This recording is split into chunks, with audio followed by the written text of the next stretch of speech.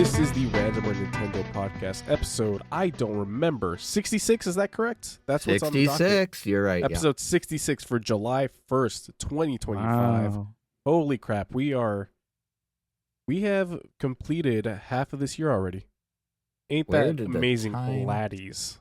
Wait, I don't feel like laddies. Have you picked up some wait, hold on. Have you picked up some new slang from your trip to Ireland? Laddies? I'll get to that in a second.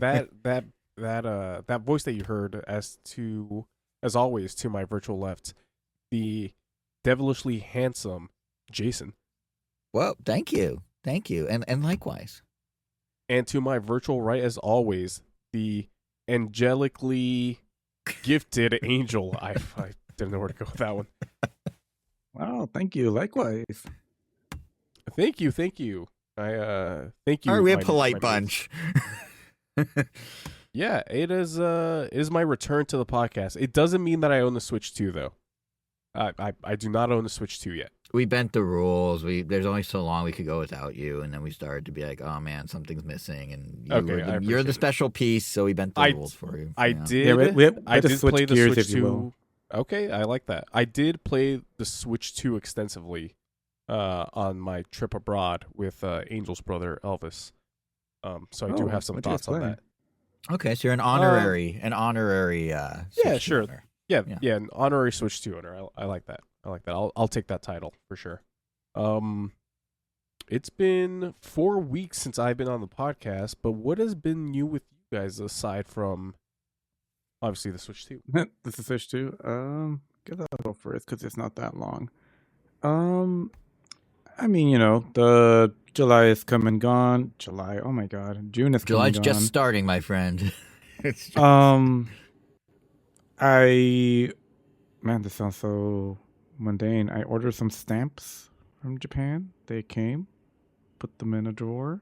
We'll eventually use them. They're Kiki's delivery service stamps. They're kind of neat. That's cool. They're kind of designed in a way that you're supposed to stamp them above the stamp that you would put on the envelope, or some kind of text, because it will look as if Gigi the cat wrote it, or as if Kiki is looking depressed and leaning on top of it, because that's what you want in a letter.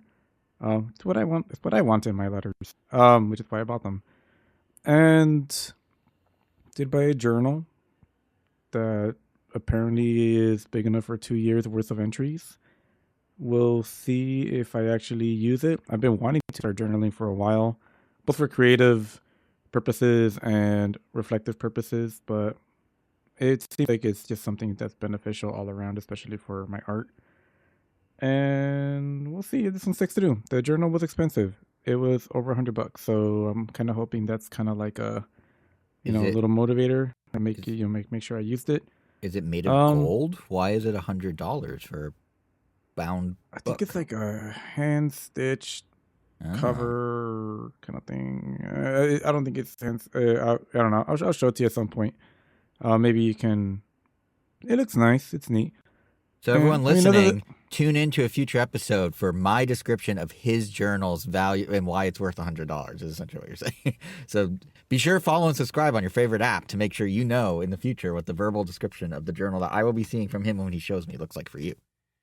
Yeah, what's kind of weird is that if you look at the cover of the journal or the spine, it's literally called 365 times 2 equals 730 notebook. So it's a Kingdom Hearts game? It sounds like a Kingdom Hearts name. Yeah, it looks like a math book, honestly. Nomura! Yeah, it's interesting. I mean, besides that, it's been mainly chill. I don't know if I said this on the podcast before. Unrelated to the King of the Hill reboot that's starting soon, or started already. Starts in August. It's in August? Yep. Oh, well, unrelated to that, I just started rewatching the series I just feel like rewatching it sometimes, like I do with Always Sunny. And I think I'm on season 4, and man, still holds up really well. Really interesting. Also just seeing the very old cell animation, but yeah, really funny show. Kind of makes me both look forward to the reboot, but also, tempering expectations, because even the later seasons.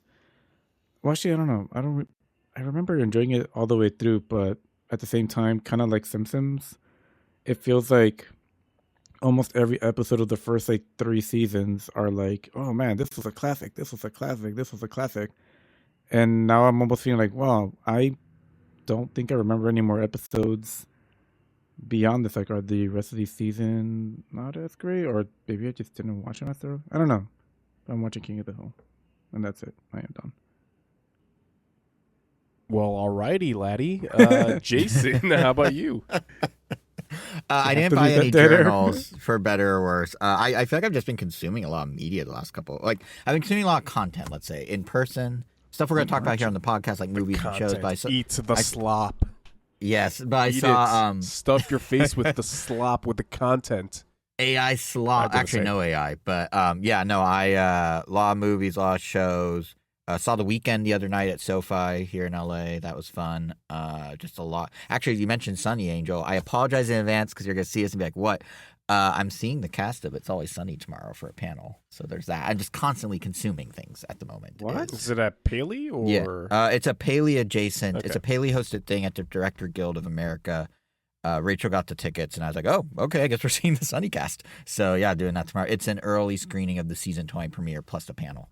So. Season 20, Jesus. I know, it's crazy. Well, actually, I take that back. I don't know if it's season 20, but it's the 20th anniversary. So it's been 20 years, however they divide up those seasons. I mean, yeah, I believe it's probably 20th season, I would guess. So you're saying, knowing full well that I love this show and that we also went to the premiere screening of one of the seasons. Correct. And we were first in line. Yes. And I'm saying that by the time I got wind of this even happening, they were already acquired and it was already sold out. Interesting. Ain't that something? Yeah, because Rachel's a bigger. Told me of the about, two of us, Rachel's a bigger fan. She's binged it like 2 times through. So, yeah, so that's where we're at. But see, I had to tell you now because to binge it yearly. The first couple seasons. Yeah, I think I stopped like at 13. Well, Angel, but, if I had a way, see, I need to always give me heads up for Pele show events that I'm not. But I didn't. In. I needed and then when there is one, I am. No, the problem is I needed to know about it with enough time to tell you, which didn't happen. I just thought you subscribed to some kind of Pele newsletter, so you're so distraught. You're not even saying words correctly right now. Yeah. I can't. I know. This is why I was hesitant to even bring it up here, but I figured I might as well bite the bullet so I don't get an angry text like tomorrow or Wednesday when I post a photo from it. So okay, it's not like I go on your social medias. That's true. You don't. You never like my stuff. No, nothing personal. We don't need to get into that here. The point is, I've been enjoying content. So, yeah. But and I've been enjoying content and disappointing Angel. That's been my 2 weeks. And playing more Switch. I'm a little sad right now. I'm sorry. Don't tell me how it is. Don't tell you how it is? Okay. I won't. You'll never hear about it again. I figured it was better if I faced you head on and tell you now than have you discover it on your own.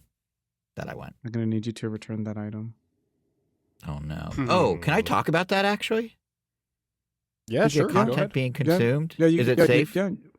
I would just say just as far that it was just a gift for me. And that's pretty much so Angel gave me a really cool gift, and then I returned the favor by not telling him about this Paley panel that was sold out. It would have been worse if I told you, but it was already sold out. I mean, I guess that's what happened. But anyway, he got me this really cool gift a few days ago, and I have returned the favor in this way. But basically, it's an art book that was a dev wrap gift for the Mario Strikers Charged development team at Next Level Games. And it's a book of, I don't know, what would you say, Angel? Like 30 pages, 20 pages, 25 pages? Of just 74? Oh my God, I got that way wrong. Okay. It's a big book. Well, I mean, it's like, those are single pages. It's like, yeah. You could kind so of. it'd be like 25 sheets in there that are double sided. Yeah, but 70 some odd pages that is all. How'd you get I don't 25 know. from 70? That'd be at least 35. If you think about it as the number of pages they had to bind together, each of which is then two-sided.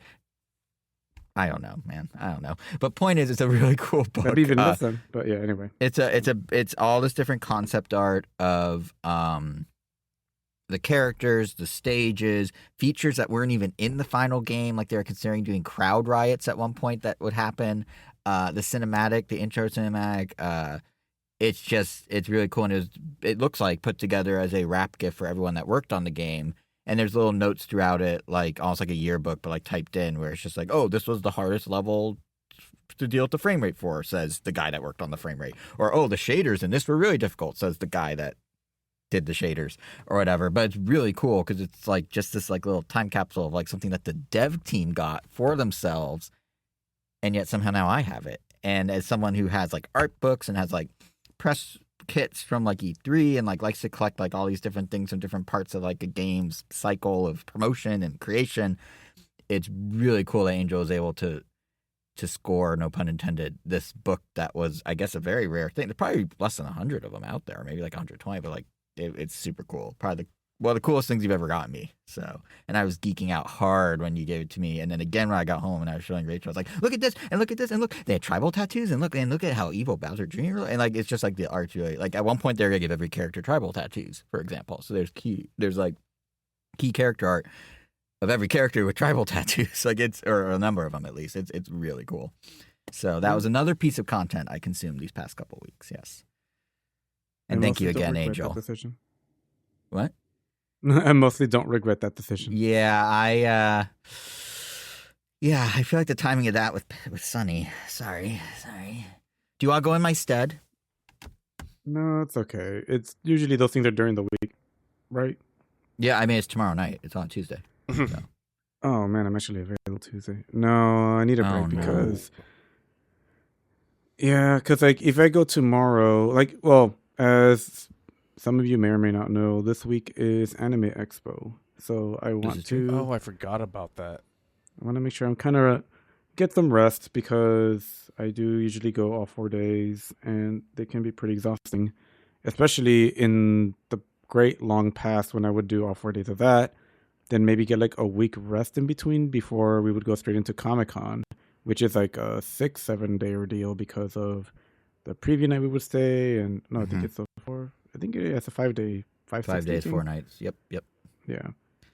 Well, in that case, Angel, I'm actually saving you because what if, hypothetically, someone at the panel had COVID and then you couldn't do Anime Expo because you would have caught it and turned positive between Tuesday and the start of Anime Expo. So actually, I'm helping you by you not going. You're welcome, actually. Did that save me any brownie points with you? What? People still get COVID? Presumably. It's still going around. It's just most people are vaxxed, but it's still possible. All right. So I'm helping you in reality. That's what I'm saying. You're welcome. Well, yeah. All right. Thank you. Well, how about you, Kevin? Let's hear about your trip. You went around the world. Sort of. Yes, I went to me and Angel's brother Elvis. We took a trip abroad. We went to Berlin, Germany, and Dublin, Ireland. It's funny. Originally, the plan was just to do Dublin for 10 days, but then we decided, why don't we just do Germany? It's right there. So after we had bought our tickets, then it was like, well, let's immediately land in Dublin, get on a plane to Germany, and then, just do that in reverse on the way back.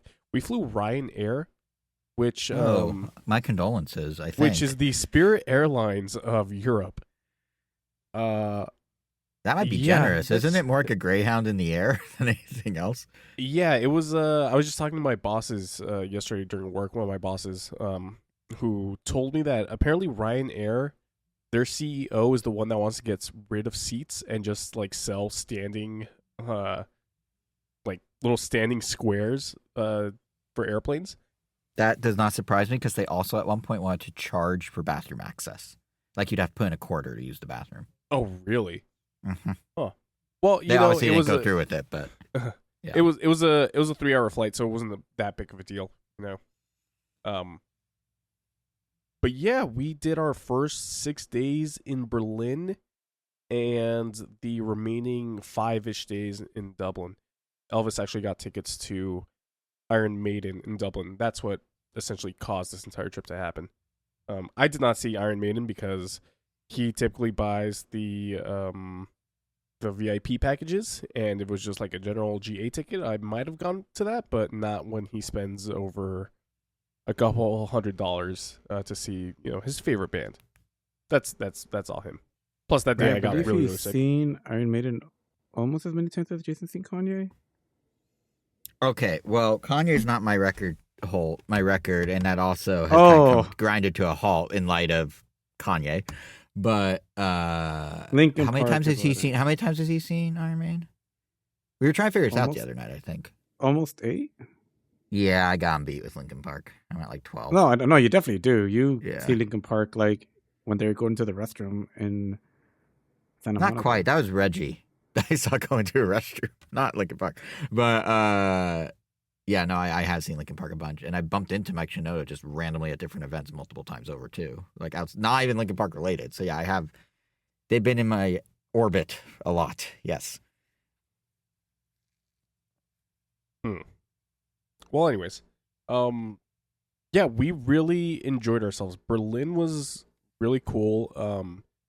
Open container law, so we were just drinking the days away, like on the streets. That was really cool.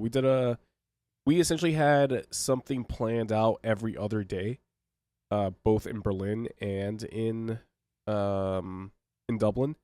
So the first full day that we had to ourselves, in Berlin, we did like a 4-hour tour, like walking tour around the city, just to see some of the landmarks, learn a little bit about the city.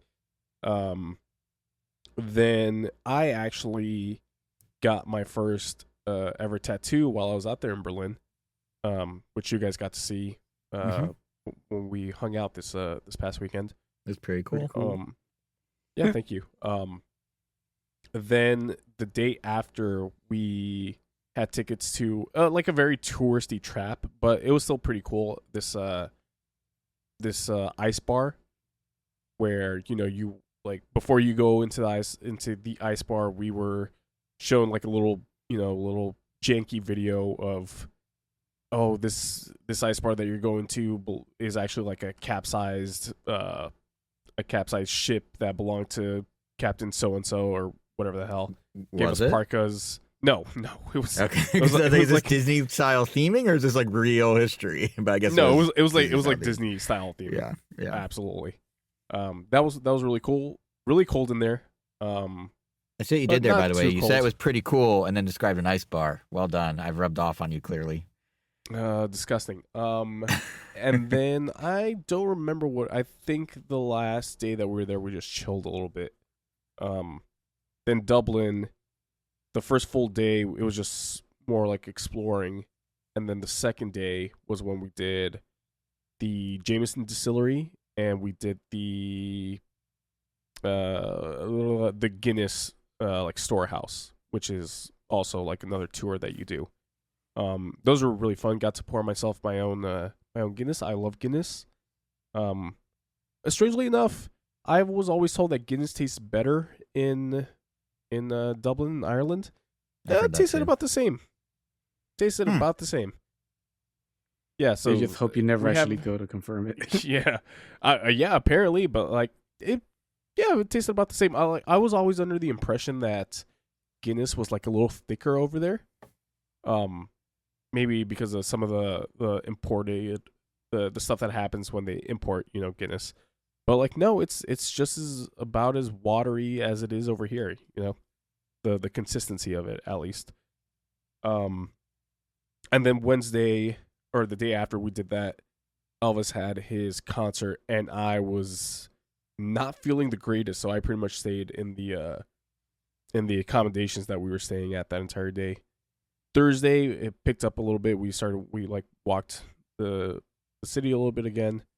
And then Friday was rough because our plane out back to LA was scheduled for, I think, a 3:40 departure, right? So that means about what, 2:50 boarding. I don't know if it was. Did I tell either of you guys the story about how long it took us? Oh yeah, you mentioned it to me, like getting through customs and stuff. Okay, yeah. So yeah, so we had to check out at 10 a.m. and we were debating like, hey, do we leave our luggage here, go around town for, like a couple of hours, come back, grab our stuff, head to the airport, and then, we'll probably be back around 12, 1 o'clock, and we'll have enough time to go through security and everything. And then we just decided against that. We're like, oh, we have the Switch 2, like we can play some Mario Kart while we're over there, whatever. So we're like, okay. So at 10 o'clock we check out.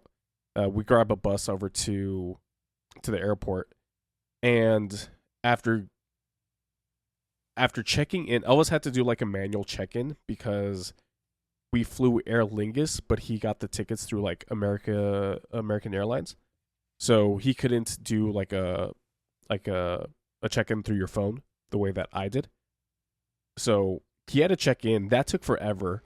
At the same time, the bag drop was also taking forever, so I had to do that on my end. Then going through security, then going through immigration, going through customs. We sat down at the gate at about 2 o'clock. So if we had gone out exploring for like another 2 hours, we would have been screwed. You'd still be in Ireland right now. Yeah. Right, yeah. We would have missed our flight for sure. So really lucky that we decided to be lazy chumps and just go straight to the airport. And also, pro travel tip for anyone listening: allow enough time when internationally traveling. Like Kevin be the lesson. Yeah, that was wild. But yeah, otherwise had a great time abroad, feeling recharged. The big talk at work was my tattoo. It's pretty cool. Do you want to describe it at all? Like we sort of just glossed over. It's cool, but you didn't really talk about it, or not? Okay. No, I'll keep it to myself. Okay, it is cool though. No, I appreciate it. Thank you very much. Imagine a Goomba. Yeah, imagine a Goomba, but a Goomba has nothing to do with my tattoo. Yeah, just imagine one anyway, just for fun. Yeah. Yeah.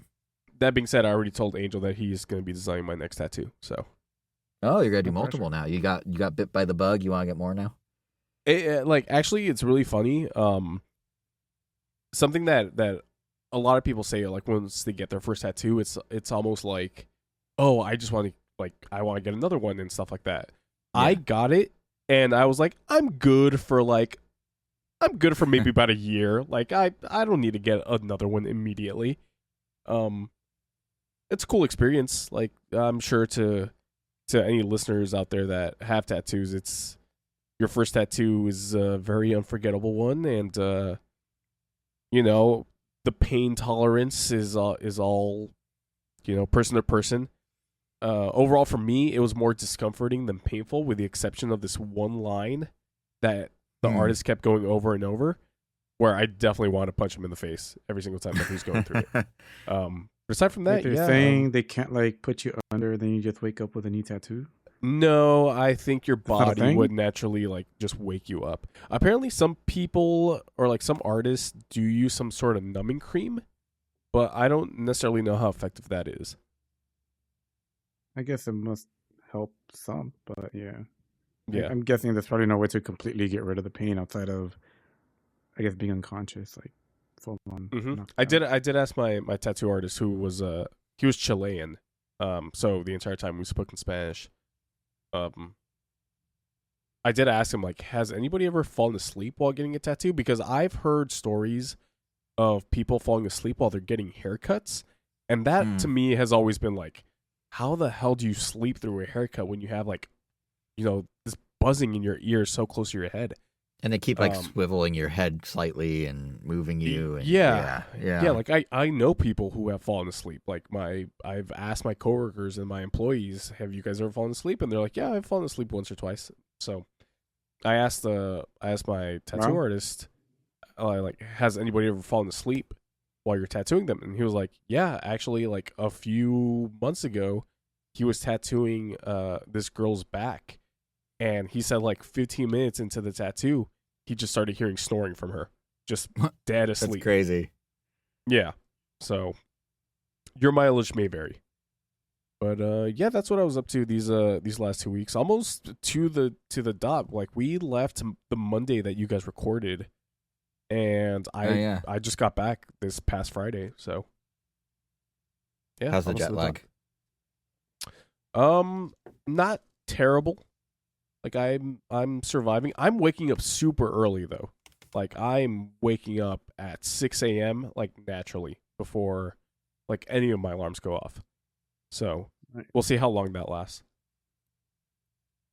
That's not too bad. I mean, better that than not being able to fall asleep initially. Yeah. Mm-hmm. Yeah. So yeah, so that's what I've been up to. Shall we get into the meat of the episode? Sure, let's talk about some content that was consumed by Let's talk about all some of us. content that got consumed by all of us. One thing that I consumed on the plane back was Squid Game Season 3. Ah, yes. I just finished Squid that Game last Season night. Yeah. Really? Wait, season 3 is already out? Didn't we? Yeah, just you wouldn't They didn't market it at wouldn't know all. it. Yeah, Yeah, it like got season 2 got a almost no huge marketing. push, and 3 just I feel like season 2 was like down. shoved everywhere. Like even though I didn't watch season 2, I was very well aware that it was happening then. I feel like both. Was it a part 1 and part 2 kind of situation? Where it was. They called it quote season 2, part 2, and not really season 3. Yes, 100%, and it is very apparent as you watch it that they stretched this thing out to make it 2 seasons. It's weird though because Squid Game, and we're gonna talk about it later, but also The Bear, both of them had huge marketing pushes last summer or whenever they last had their season, like big, like Squid Game 2 everywhere, The Bear season 3 everywhere, pop-up events, dining experiences, whatever. And then both Squid Game 3 and season 4 of The Bear just kind of like came out with no marketing this summer. It's weird. Yeah, I don't know what wild. the strategy there is. Yeah. Yeah. Let's talk about it. Obviously, spoiler free, as spoiler-ish as we can get. Yeah. Jason, what'd you think of it? Well, what do you want to? I kind of already sort of said. I don't. It did not need to be 2 seasons. Like there was no need. No. This Yeah, out. I don't. Let's just say this is the back half of season 2, right? Yeah, Let's say that. So I think so. We're doing no spoilers, light spoilers. No spoilers. Maybe some light spoilers, but obviously nothing. I think there were. I think there were some strong parts. I think the highs were high. The second episode. Yeah. Like there's a lot of emotional points that were like, okay. And then there was just a lot that I'm like, that's it? Why? Okay, I guess. Like it kind of felt like season 1 was really, was like a very well crafted season. Season 2 did some different stuff that kind of went in different directions. Like they had the whole, like it turned into an action movie essentially for its finale. And then they kind of like went back to the season 1 vibes, but kind of like had a bunch of loose ends that just were like, yeah, we're just gonna let it be. I don't know if they're gonna address that with a US spinoff, which has already been announced. I think David Fincher's directing the first one or something or what, but like there's a lot of things I'm like, oh, it's just gonna end like that. Oh, okay. So, and there's some plot points I feel like didn't really need to exist. The B plot with the detective, that's all I'll say, and his boat. That really didn't amount to anything. But the highs were high. Like, I don't regret watching it. Some of the games they introduced were fun. Some weren't as crib. It was weird that they kind of made the games more... I guess this is a light spoiler. I thought it was interesting that, so season 1 and somewhat season 2, the games were games that you play. And if you die during the game, it's because you did something wrong or you didn't do the rules or whatever. In at least 1, if not 2 of the games in season 3, there's like, yeah, you just kill people now. Like, as a player. That's just what you do. That's just the point of the game. And I was like, that's a little odd. But overall, I did not remember the season 1 games. Because I remember the season 2 games pretty well. I don't remember the season 1 games. I don't recall there being any where it was like, go kill that person to win, which is basically what half of them were this time. At some point today, I just randomly saw like an Instagram reel where it had all the games from season 1 side to side with like their Mario Party counterpart, because apparently they all had a Mario Party equivalent. So does like, first they have the red light, green light, but it was like the chain chop that you have to like sneak past. Or then it's like the cookie cutter one, because you also use the jacksaw, or I think it was also tug of war, and then there was the glass jumping one.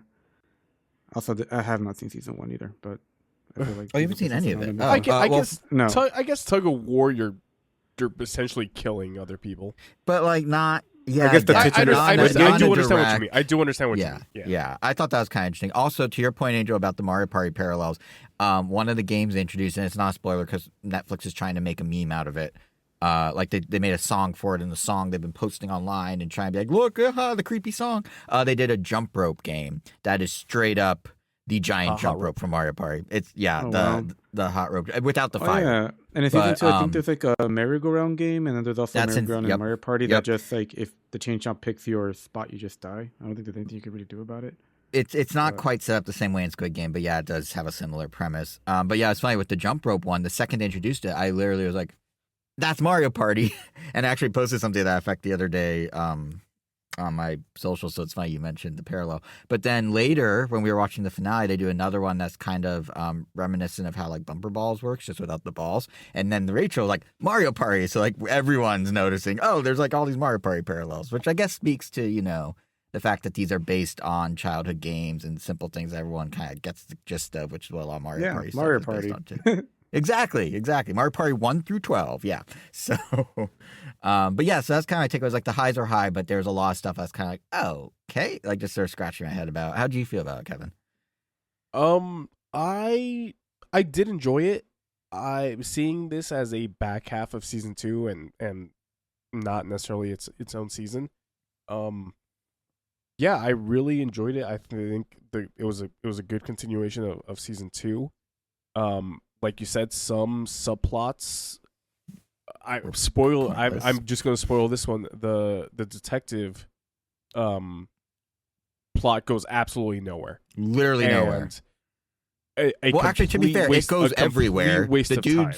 It technically goes everywhere because that dude's on that boat for the entirety of 2 seasons, essentially. But the boat, in the end, it doesn't take him anywhere. It's like 1 minute with no payoff, really. With absolutely zero payoff. Literally 1 minute. Yeah. Yeah, that was a complete waste of time. The subplot with, I forget, and I'm always gonna butcher the names. Noyul. Oh, the North Korean soldier defector lady. Correct. Yeah, who is one of the pink suits. I thought her subplot was really well done, and I thought her subplot had a good ending. I won't say how it ended, but I was satisfied with the ending. I was satisfied with the ending too. I thought as far as the main character goes, like Ji-hun, I thought his storyline ended well. Like I know some people don't agree with how his storyline ended, but I was completely fine with it. I was fine with it too. I do think they did him a little dirty in the lack of, not that he needs it, but man, half of the season, so half of season 3, I guess you could say, he has like 3 lines of dialogue the entire time. He's just making faces. Sure, and that's faces. why. But I do like how he ended. Yeah, and that's why in my mind, when viewing this season, I just treated it as a continuation and not its own season, right? Like, yeah. In a vacuum, yeah, he's got 3 lines, but if you combine the 6 or 7 episodes of season 2 with the 6 of here, it's like, yeah, he's still the main character through and through, and like, not like he ever gets sidelined. Although it is interesting that a lot of the side characters, this is one of the things I kind of like about, like a lot of the side characters that were more interesting, obviously in a show like Squid Game, everyone has to potentially die, so you're kind of braced for that. But I did think it was interesting, without saying who or what, the characters they chose to take to the end and the ones that they chose to not. Like, they had some really interesting characters that sort of fell to the wayside before the final climax. I was kind of like, that, I feel like it was almost like filler characters were in the ending, and I was like, that's and obvious to me, I didn't have a problem with that because with season 1, we followed characters that we cared about all the way through the end. Right. Oh, so I guess this is just like the foil of that in your mind, like the inverse. A little bit too, and also it did bring the I'll spoil this part. I mean, Ji-hun gets to the final game, right? The main character is always going to have plot armor, so at the very least, to the final game, he is there, and I think, obviously shifting the focus back to Ji-hun's character at the end, where like part of me and part of me, because I was a simp, obviously. I'm a huge simp. I wanted I know where this is going. I wanted what's her name from season 1 to win, because she's gorgeous and she also had a great character arc. Crap, what was her name? Starts with an S. I know what you're talking about. Saibyuk. Yeah. Played by Hoyoon Jung. Mm-hmm. Like I would have been conflicted, like, oh, I want her to win because I do like her character and she's also the perfect woman in this world, as opposed to this end of like, well, how is Ji-hoon gonna win this final game when the odds are so stacked against them? Because like you said, it was just nothing but a bunch of side characters and maybe one or two characters that we had followed right from the beginning of season 2 as well. And I do think the strongest parts of the story, like the ending was fine to me. Like the strongest parts, honestly, when I was saying the highs are high, were some of those stories involving some of the side characters and some of their dynamics. Oh yeah. Like the mom and her son. Yeah, exactly. Or like when how much? It's so hard to talk about without spoiling things. The trio when they're playing hide and seek. The three of them and the dynamic. I think. And the dynamic there, I really enjoyed that. Like the show when it's on the right, like when it's in a groove, it's really in that groove and it's really good. It's just I feel like it had a little trouble finding the groove a bit more now.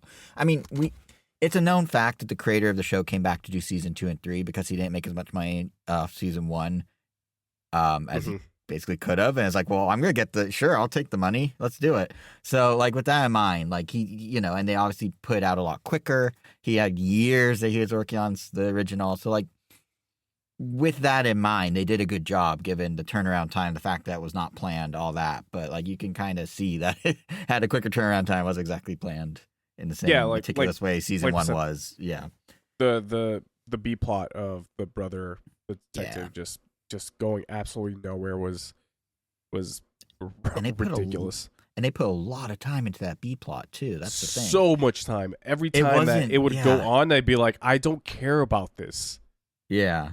It got to the point where like at episode 5, where he is still not on the island. I'm like, how are they going to resolve this like in a satisfying way? I doubt that they can. And oh my god, they shit the bed even worse than I thought they were going to. They spent, I would say, time that could have been. It's weird because I feel like they didn't spend enough time on him, but they spent too much time on him. Like they kept cutting to the VIPs, right?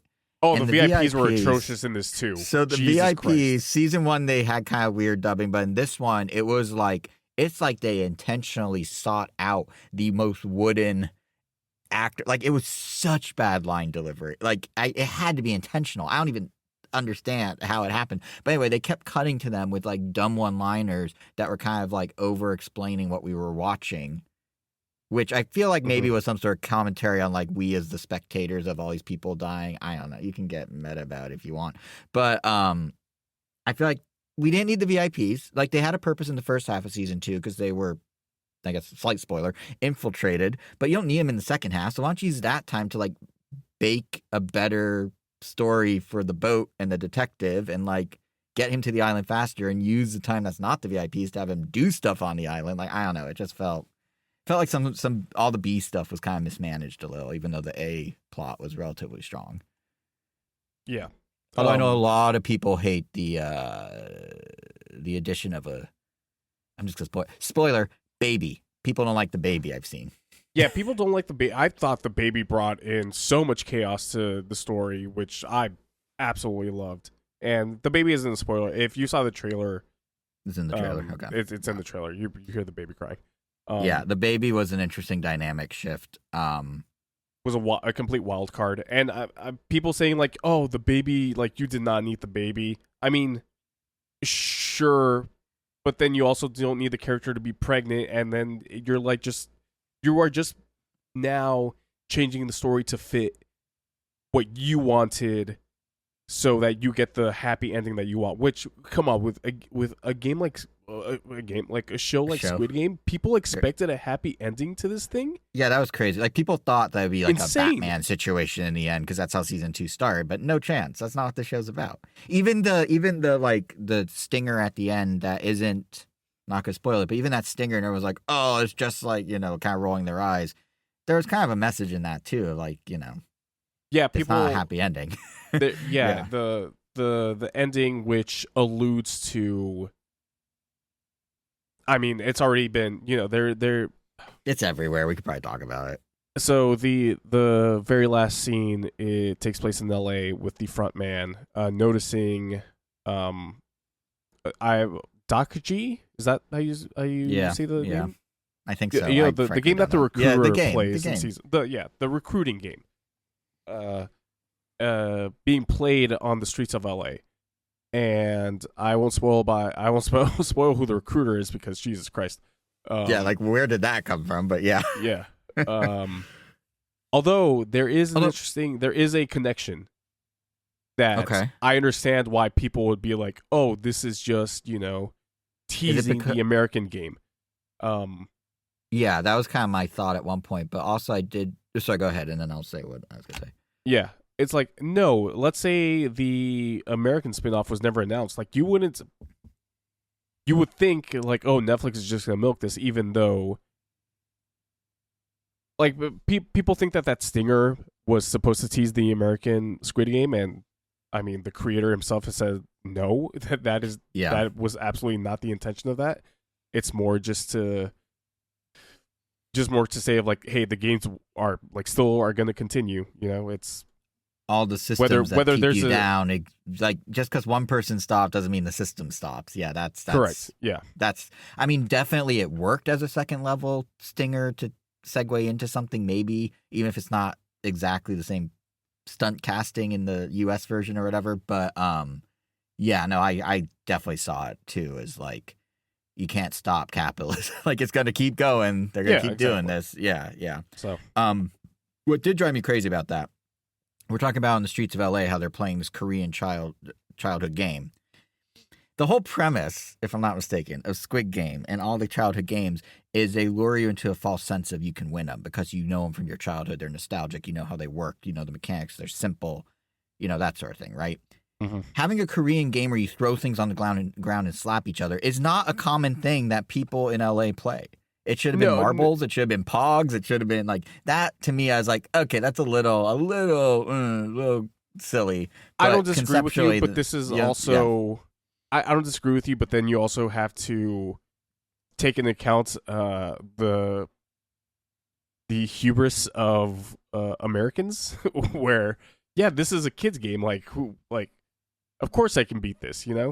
Well, isn't that, don't they bank on that hubris to get people to play Squid Game in the first place? Like in Korea? That's what I'm saying. Oh, yeah.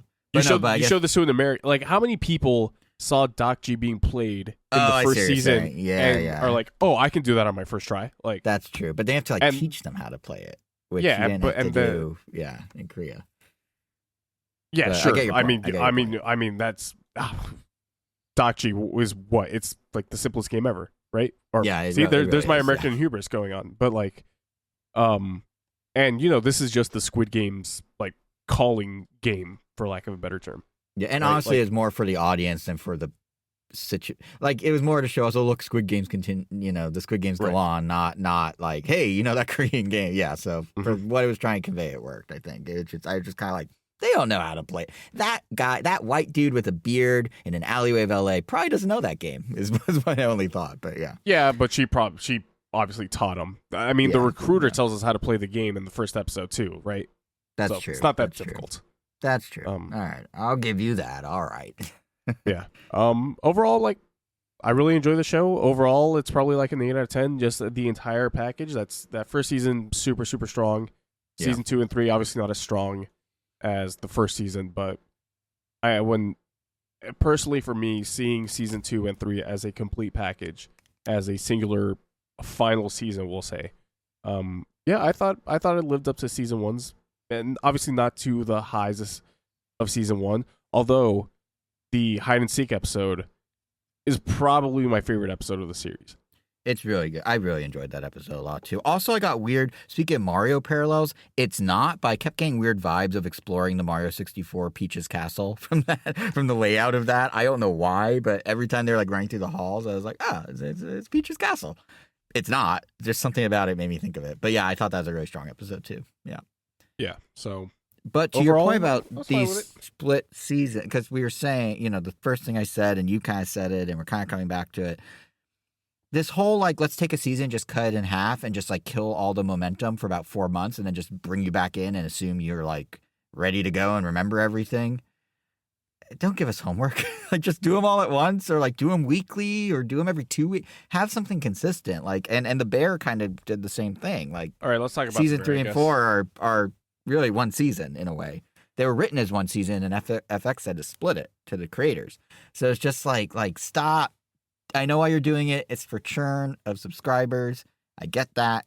And you want to still stay true to your we drop them all at once mentality. So you found this in between where it's we'll drop them, and then 3 months later we'll drop some more. So then you re-up your subscription or just keep it active. But it's not a great viewing experience. I feel like it dragged down Squid Game's back half. I feel like it didn't drag down the Bears back half, but it definitely caused me to be wait, what happened again? Or caused a lot of people to feel certain ways about the halves they did see. Season 3 was not well received by a lot of Bear fans. It's too much to bear. I'm not into this game. Let's just talk to Bear. Let's just talk to Bear. Okay. Sorry. Yeah. We're going to keep talking. Is that okay, Angel? Do you mind if we just dive right in? Oh, to you guys. All right. I am bearing with this. But yeah, no, it's just this thing. And I know technically it was actually broadcast or net cable TV that started by splitting Breaking Bad into 2 halves. But they still kind of kept them as seasons, quote unquote, even though it was split. These feel very much like when a movie's just we'll tell you the second half of this movie in 3 years when it comes out. At least for Breaking Bad, there was at least a time skip that kind of separated the two. So it did feel Was there a time skip? Yeah, unless I'm just thinking of the last episode. You're thinking about the last episode. The last episode, or no, the final 2 episodes had a. Well, the final 2 episodes, just the ones that, yeah. Wow, for some reason I felt like that was the whole season. But there's still a bit of a containment in there's an arc, and then that was the arc, and there was a little of that with Squid Game, and there was some of that with but I don't think this is the right delivery method for these shows to stretch out and cut in half a season like this. I don't know. I feel like they both of them sort of suffered because of it a little. And it's not the creator's fault; it's a business decision. But I mean, what do you think of what do you think of the Bear and how they're approaching all this stuff, or do you think I'm getting too on my high horse about this unjustly? Quite honestly, with Squid Game, it didn't bother me at all. I don't care what you call it. That is obviously season 2, part 2. Yeah. So I didn't really care in that case. With the Bear, after watching it, I don't necessarily know if I do see this as season 3, part 2. I think that a lot of it was contained enough for me so that I can view the season as its own season and not just a season 3, part 2. Because that's interesting, because to me, it felt a lot because season 3, they did those, which a lot of people didn't like and felt was too slow and the plot wasn't moving, et cetera, et cetera. But I liked how they had those character vignettes, essentially. Each episode was someone different. They focused on Tina for an episode, that sort of thing. Tina, right? Arrested Development did it? What? The Arrested Development did it? Not to that extent. It wasn't a crisscrossing, you have to put up one of those boards with strings, but they kind of each episode had a backstory of someone, and it felt like season 3 was laying out all the motivations, and then season 4 was all the then actions that came from it. A lot of season 4 of Bear is about self-reflection, self-improvement, that sort of thing, and I feel like they did that in part because season 3 was a lot of well, here's what got them here, and now, here's them recognizing what they need to do to go to the next step or next place or what have you, for a lot of the characters, at least. That's kind of how I read it. So season 3 and 4, maybe, originally they were supposed to be one season, technically. Yeah, so I kind of viewed them as, 2 halves of a whole in that regard, thematically, at least. But to your point, Kevin, yeah, season 4, they pretty clearly are here's the start of the plot, here's the end of the plot, here's what's going to happen just in this season. The plot doesn't necessarily spill over a ton, yeah. Okay, now what do you think about the episode? This if we're not calling this a season, how did you feel about this run of episodes? I mean, we could call it a season. It's season 4. I was just saying I kind of wish they.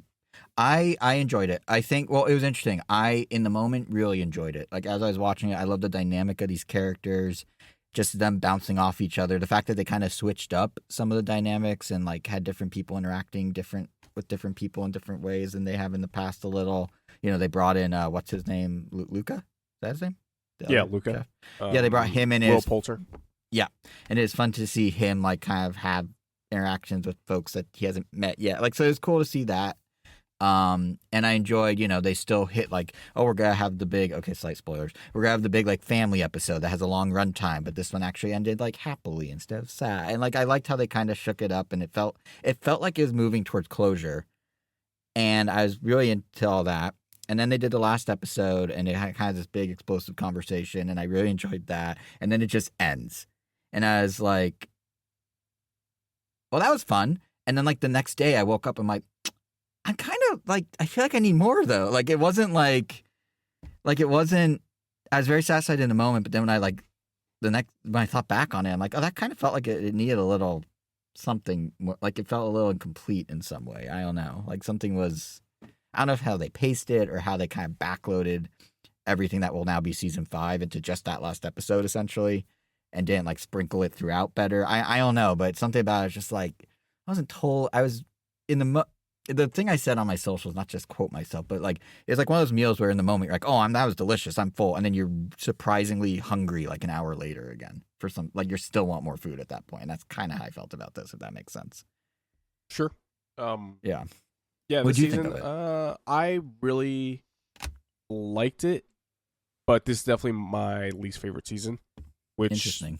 Is like the consensus of like a lot of people. I feel like Seems as to well. Be. Seems to be. It seems like it's which split is weird. Between. Everyone seems to agree season 1 and 2 are the strongest, and then it's kind of like, well, did you like the pacing of season 3 or did you like the pacing of season 4? Because season 4 moved quicker than 3 in some ways. Yeah, and I really like season 3. Right. I it sounds like really you guys don't recommend the show anymore. No, I still recommend it. Like, there's a lot of people that dropped off after season 3, and even more so after season 4. I still will recommend the crap out of this show. Me too. It's just fun hanging out with these characters. Like, I don't know how better to describe it. Like, it's just like even like when you get to meet like other parts of these characters' world, like the Sydney episode. They did a great episode of being like getting to know Sydney's family a bit beyond what we already knew, which we know so much about like Carmi and his family and the bears and all. We don't know anything about Sydney's, and we got like a whole episode that was just her. Wait, like, with the a bear cousin. is a last name? It's a nickname for the collective of them. Both by blood and not, like just that group. I thought of it was like about a restaurant with a CG bear, and that's like the gimmick, like a Paddington kind of deal. No, we know for a fact you don't actually believe that. I would love this whole time that Angel saw a screenshot of Paddington from one of the movies where he's like eating honey or just like at a restaurant in London, and he's like, "Oh, that's the bear," and he just thought that was the show this entire time, which is this bear that is at a restaurant. But Angel will always do this. And I forgot what it was, that it was something along the lines of like, oh, I thought it was about a CG bear. And Elvis looked at Angel. He's like, I know for a fact that you didn't think that it was about that. And then Angel slowly went, yeah, you're right. like, he was so defeated. Yeah, the jig is up when you do the same. I mean, it's a boy who cried wolf situation. You do it too much and we see right through you, Angel.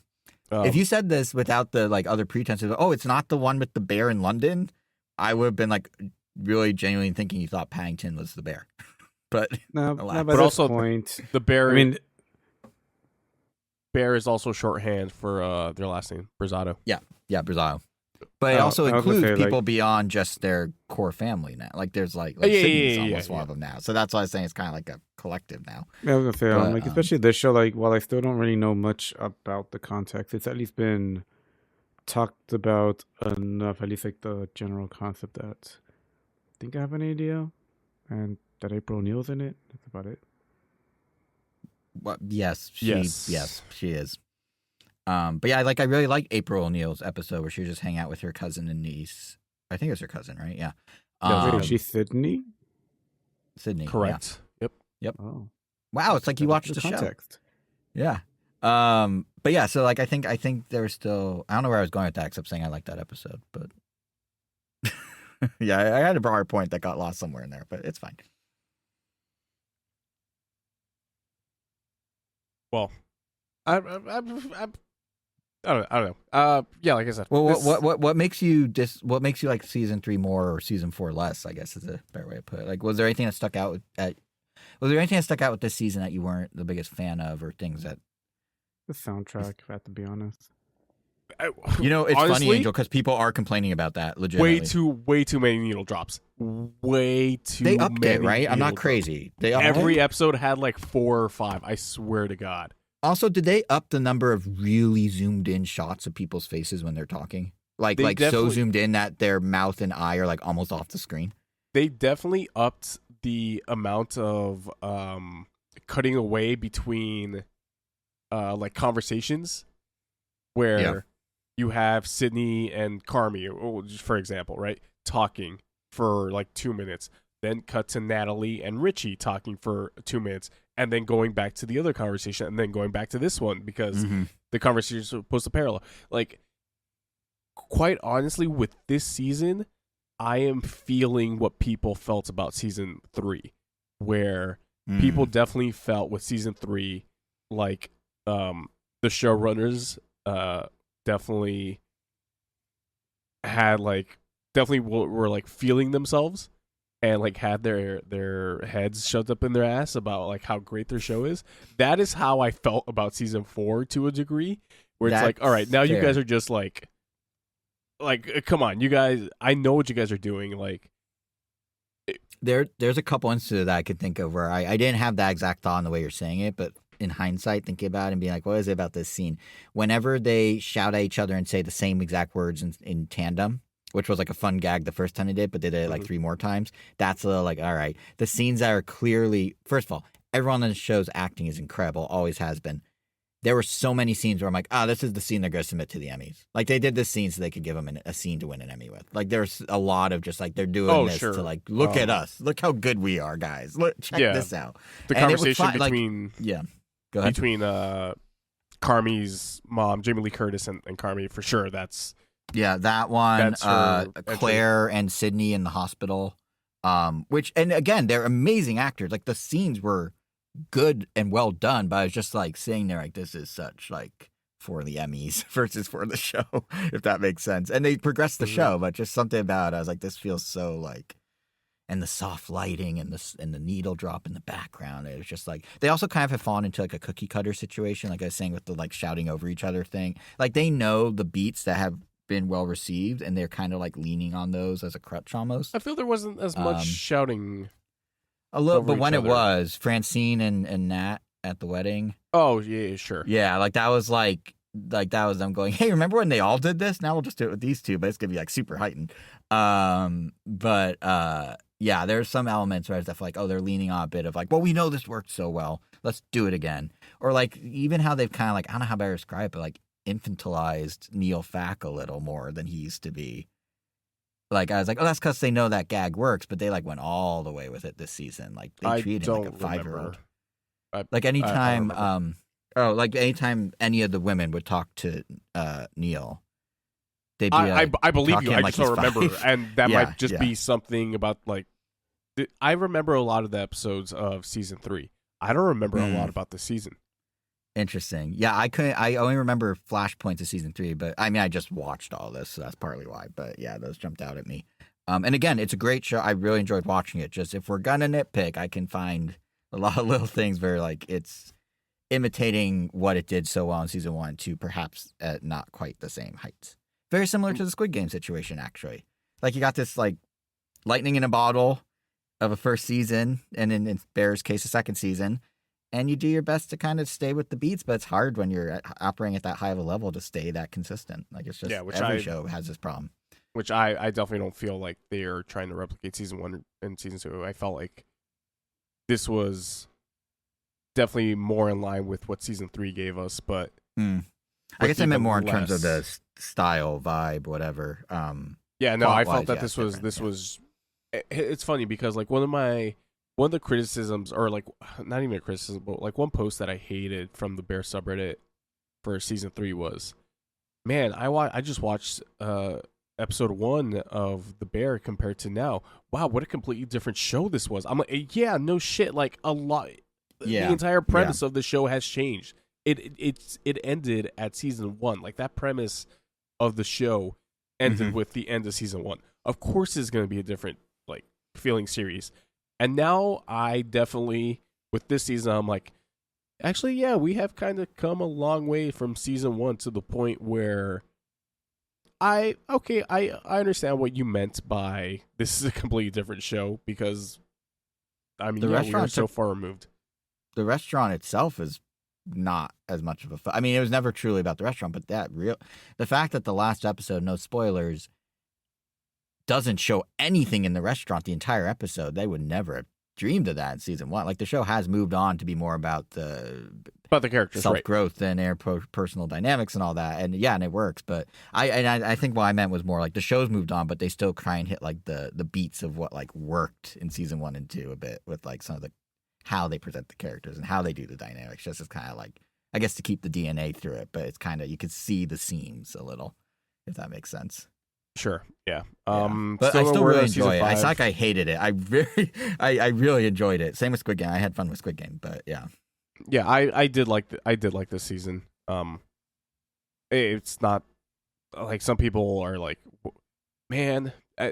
Once again, like season 3, I was reading like Twitter replies of people saying that the first episode and the second episode of season 3 were like some of the worst television that they've ever seen. I'm like, man, you do not watch a lot of television, and if you do, you are only seeing prestige shit because no, there is some absolute trash on TV that you aren't seeing. And if you think that first episode of season 3 is so beautiful, like just like cutting back and forth between like Carmi's life, like in the restaurant world, like God, I love that episode so much. And then the second episode where they're all talking around the island, right? Yeah. Like, I love it. And like people calling that some of the worst television, like, shut up. Like, at this point, you're just hating to hate.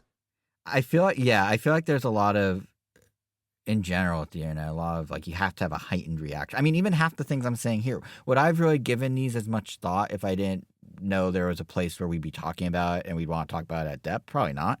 Like, you know, things like, oh, they're doing the shouting. I wouldn't have thought of that as like, oh, they're doing it again. But since we're talking about it, I'm like, oh, let me dig a little deeper. But I feel like a lot of people, when they go online to talk about a show, feel the need to like have a very extreme opinion, either for engagement or content slop, as you put at top of the show, whatever it is. So now everyone's viewing shows through this lens of like, well, I have to find things to critique. And I'll admit, I even, to some extent, like I was just saying, I kind of noticed I was doing that. It's just sort of the nature of the beast. If you know you're going to be either talking about it because you want to have a conversation about it or because you want to get engagement off it. And that's, we were saying this, I don't know if you listened fully to the Switch 2 blowout episode we did last episode, the reviews and stuff. But we were saying that like there is a parallel, I'm now noticing, to what we're saying in that episode about like Digital Foundry. And like the amount of people who didn't necessarily know or care, or actually, a better example, actually the Switch 2 screen discussion. The amount of people who are suddenly super up on, well, if I slow down the video, if I take a video of my Switch 2 screen and I slow it down to like a quarter speed, the ghosting on it is crazy. And it's like, yeah, but you don't do that until someone points out, if you do this, it's weird. And then you're like, well, I guess I'm part of this conversation now. I'm going to jump in and do it. You know what I mean? It's and like Digital Snyder Foundry's fans. A little guilty of that too. It's like Snyder. Well, with the Digital Foundry guys, that is their job. That is what. Let me rephrase that. Sorry, I said it better last episode. Digital Foundry does the right thing. The people that then like point to Digital Foundry is like, well, they said that the frame rate's bad, now I don't like the game. Like people use it as like ammo to just have an opinion. Sure. Yeah, that's more what I meant. But yeah, what was I saying? We were talking about the ghosting of the screen and. No, I don't remember anymore. I was going to talk about something along those lines. Sorry. Oh, it's like. What you said, like, oh yeah, if I record my screen and go at 50% speed, like you'll see that it's like when the Snyder fans will get just like a random, will like just screenshot a random still in like the Superman trailers. And they're like, man, this movie's gonna suck. Can you see it? Like, look at how weird his face is. And then they literally had to go change a shot or two because the outcry of the internet was so strong that James Gunn got self-conscious about those shots and literally changed them. It's because of them, and not just because hey, this movie isn't finalized. Yeah, to any random Nintendo fans out there, and I'm sorry that I'm dragging you two into this. If you are a Snyder cultist, please stop listening to this podcast because I do not want you listening to this podcast. You guys are batshit insane. You guys are terrible people. If you like Snyder movies, by all means. But if you're one of these cultists that as soon as I click on your profile on Twitter and you have hashtag restore the Snyderverse in your bio, be gone with you. I appreciate your use of "be gone with you." That was to my profile. Yeah, Angel, you're gonna have to real quick bury all your Snyder stuff. I mean, Kevin, I don't know if you went to his room when we were hanging out Saturday. He has a huge poster of Zack Snyder on his wall, like floor to ceiling. Like, I don't Jesus know Christ, he worships at the feet of that poster. Yeah, exactly. He lights candles at the feet, and he says, to the great mighty Snyder. And he goes on to say that what's the zombie movie? Army of One? Army of the Dead? His movie is Army of the Dead. Right. And, every night when he goes to sleep, he praises it to the Snyder poster. That movie had a lot of promise. I was a little disappointed by that movie. I don't think they put so much marketing into it too, and it just went, Yeah. It was fine. It was fine. Rebel Moon, those movies suck. That's why I should have referenced. Yeah, he has all the spaceships of Rebel Moon on his ceiling as a mobile. Yeah. No, those Rebel Moon movies are terrible. Oh my! Wait, that was him? Yeah. Yeah. Oh wow. But yeah, no. To your Snyder point, to what I'm saying too, like there is definitely it's fine because you see it in politics and everything. The internet makes everything more extreme, and it's sort of frustrating, and it's easy to get caught in it. And even in how we, like I was saying, how I started critiquing some tiny aspects of the bear, like it's very easy to blow that out of proportion. And I feel like people in general, and I'm not saying we're great at it, but people in general, it's just have a balanced perspective. Like it's okay to like the Snyder stuff, but like that doesn't mean not Snyder stuff is automatically garbage, and you don't need to like attack people who are just pursuing their artistic or commercial vision. Like it's fine, folks. It's fine that The Bear season 3 and 4 isn't lightning in a ball of season 1 and 2. It can still be enjoyable. It's not the worst thing you've ever seen.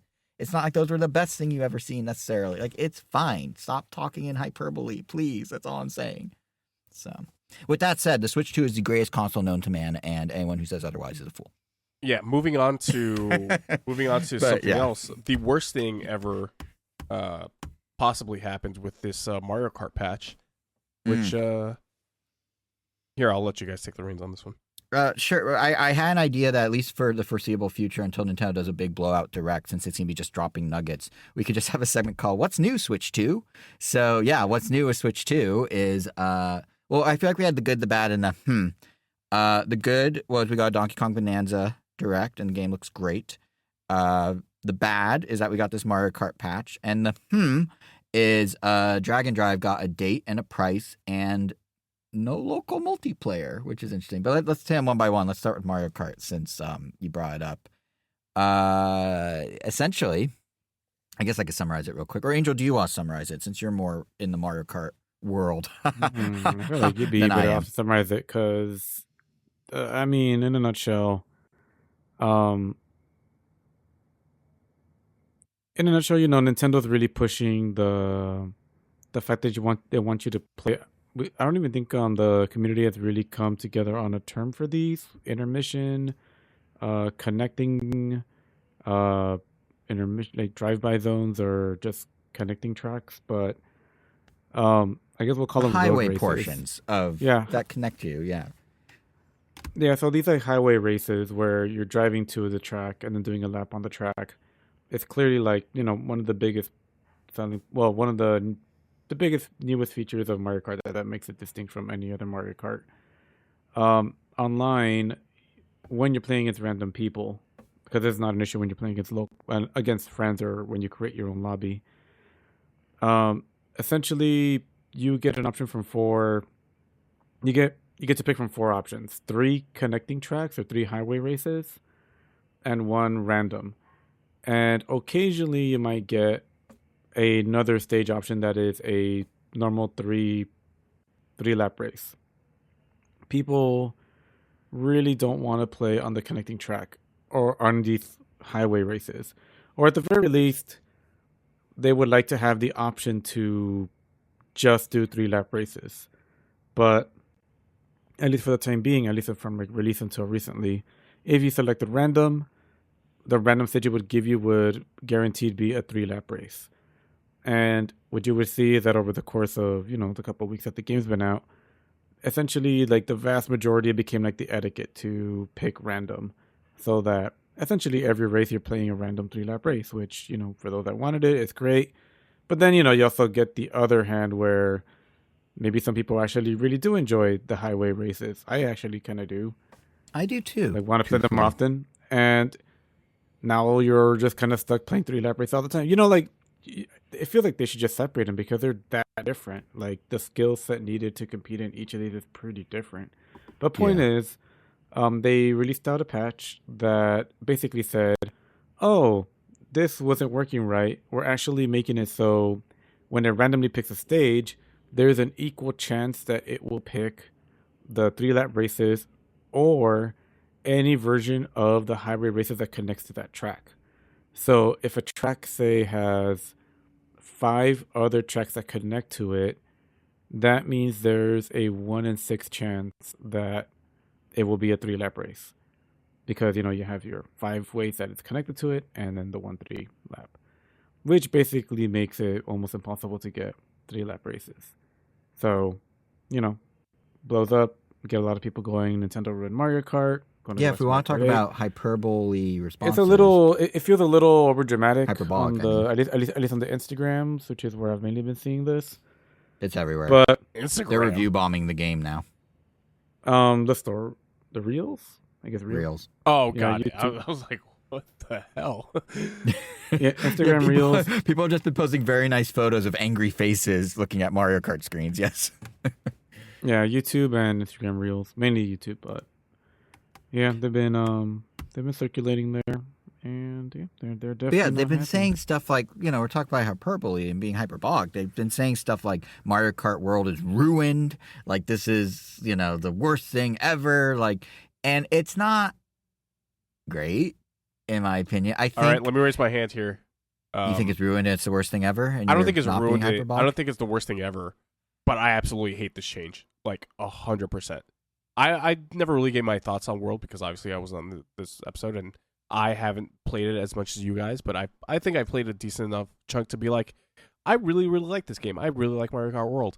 I'm not the biggest fan of the intermission tracks, but I still have fun with them, But if you gave me an option, even if there was this roundabout way of letting me play the game how I want it, where I'm just doing the 3-lap tracks, and you take it away from me, yeah, I'm gonna be a little pissed about that.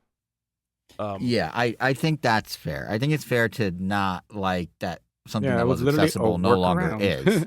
Yeah. Yeah. So I think what actually happened, my theory, my headcanon of this is that this was how it was always supposed to work. And for whatever reason it didn't, and they needed to get the game printed on cartridges and out the door, and they needed to get the day 1 patch ready to go, and there's like, you know what, this can wait a few weeks. And they assumed everyone would love the intermission tracks, and it would be fine, and it wouldn't be a big deal. And then a couple weeks go by, and sure enough, 2 weeks later, they get this patch out. That's very quick turnaround. It was probably in the can before they even launched the game. And then they saw the reality, which is people are not into it. They're not into what's happening. And but they still pushed out the patch. Like that's the part that well, that's what I mean. I don't think they knew. I don't know. I mean, I could be totally wrong. There are definitely people at Nintendo that probably track player metrics of like what they're doing and what they're consuming to better inform future updates in the broader roadmap, where I bet you there's a classic mode in like a year or two. Oh man, a year or two is rough. Probably. I mean, Booster Course Pass was like 6 years after launch, 8 years after launch. Maybe not a year or two, maybe like 6 months. Yeah, but when was 200cc? It wasn't that long after launch. I think it was that too. Okay, yeah, so maybe 6 months. Is insane. They have hinted it's coming. Yeah, but so yeah, I'll take back a year and say maybe 6 months.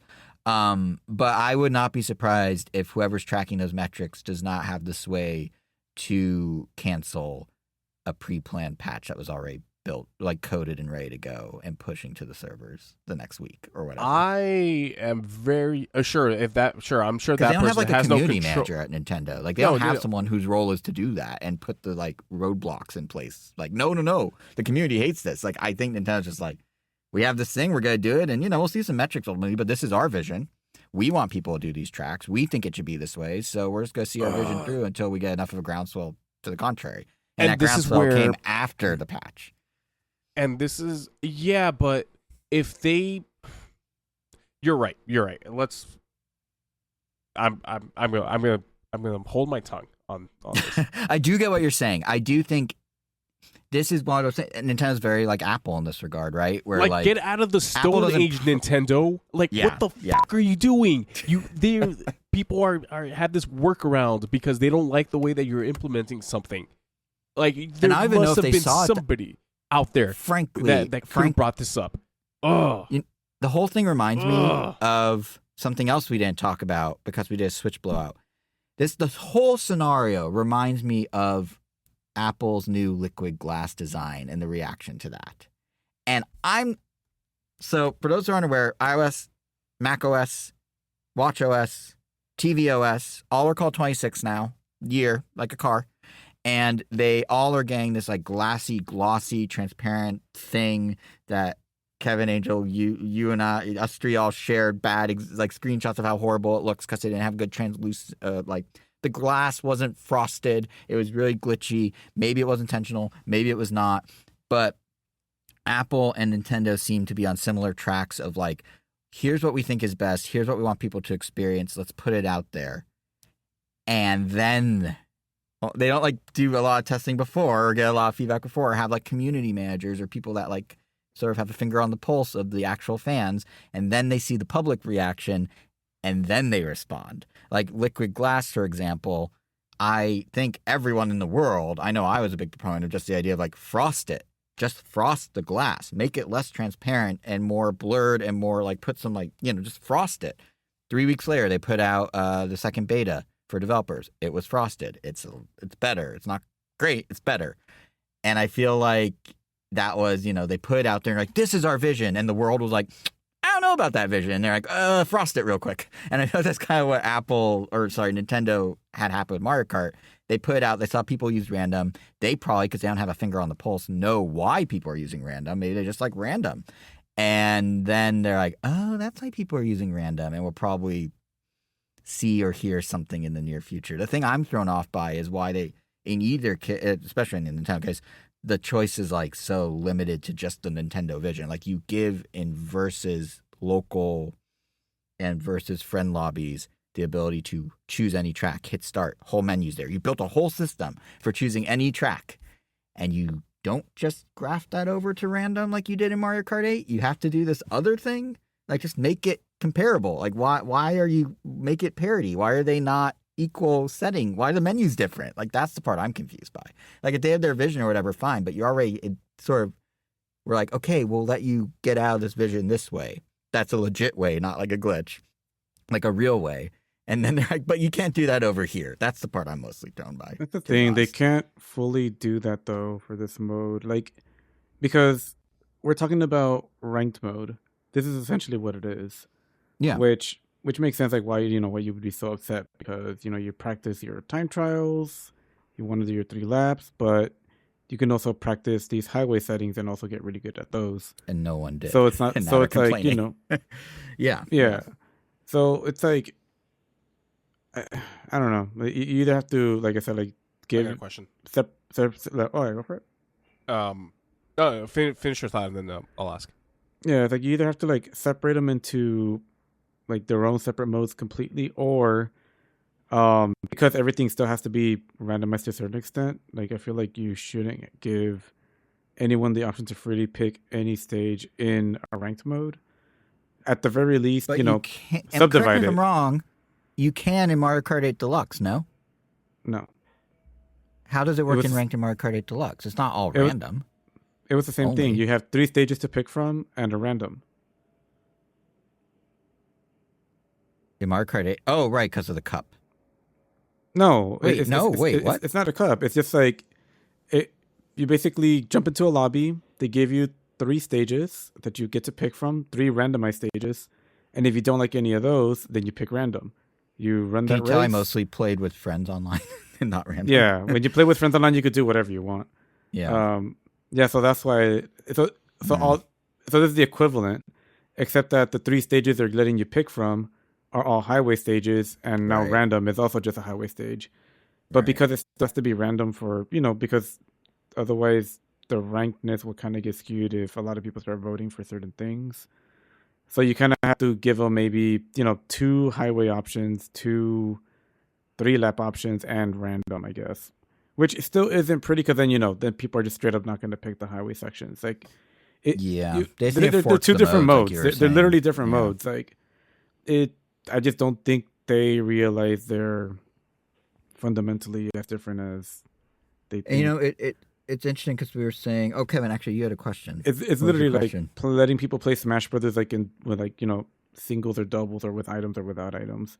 Like more on the fundamental level, how much it changes Smash Brothers, not like that. Yeah, that's fair. That's a good analogy, actually. Yeah, because they're literally different games at that point.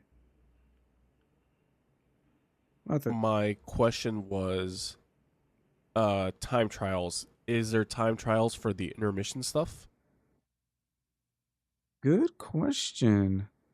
I want to say there is because they're part of tracks. So if you choose, for example, I'm trying to think of a good example. But if you choose some tracks, you have to choose: do you want like the 3-lap version or the version with the intermission?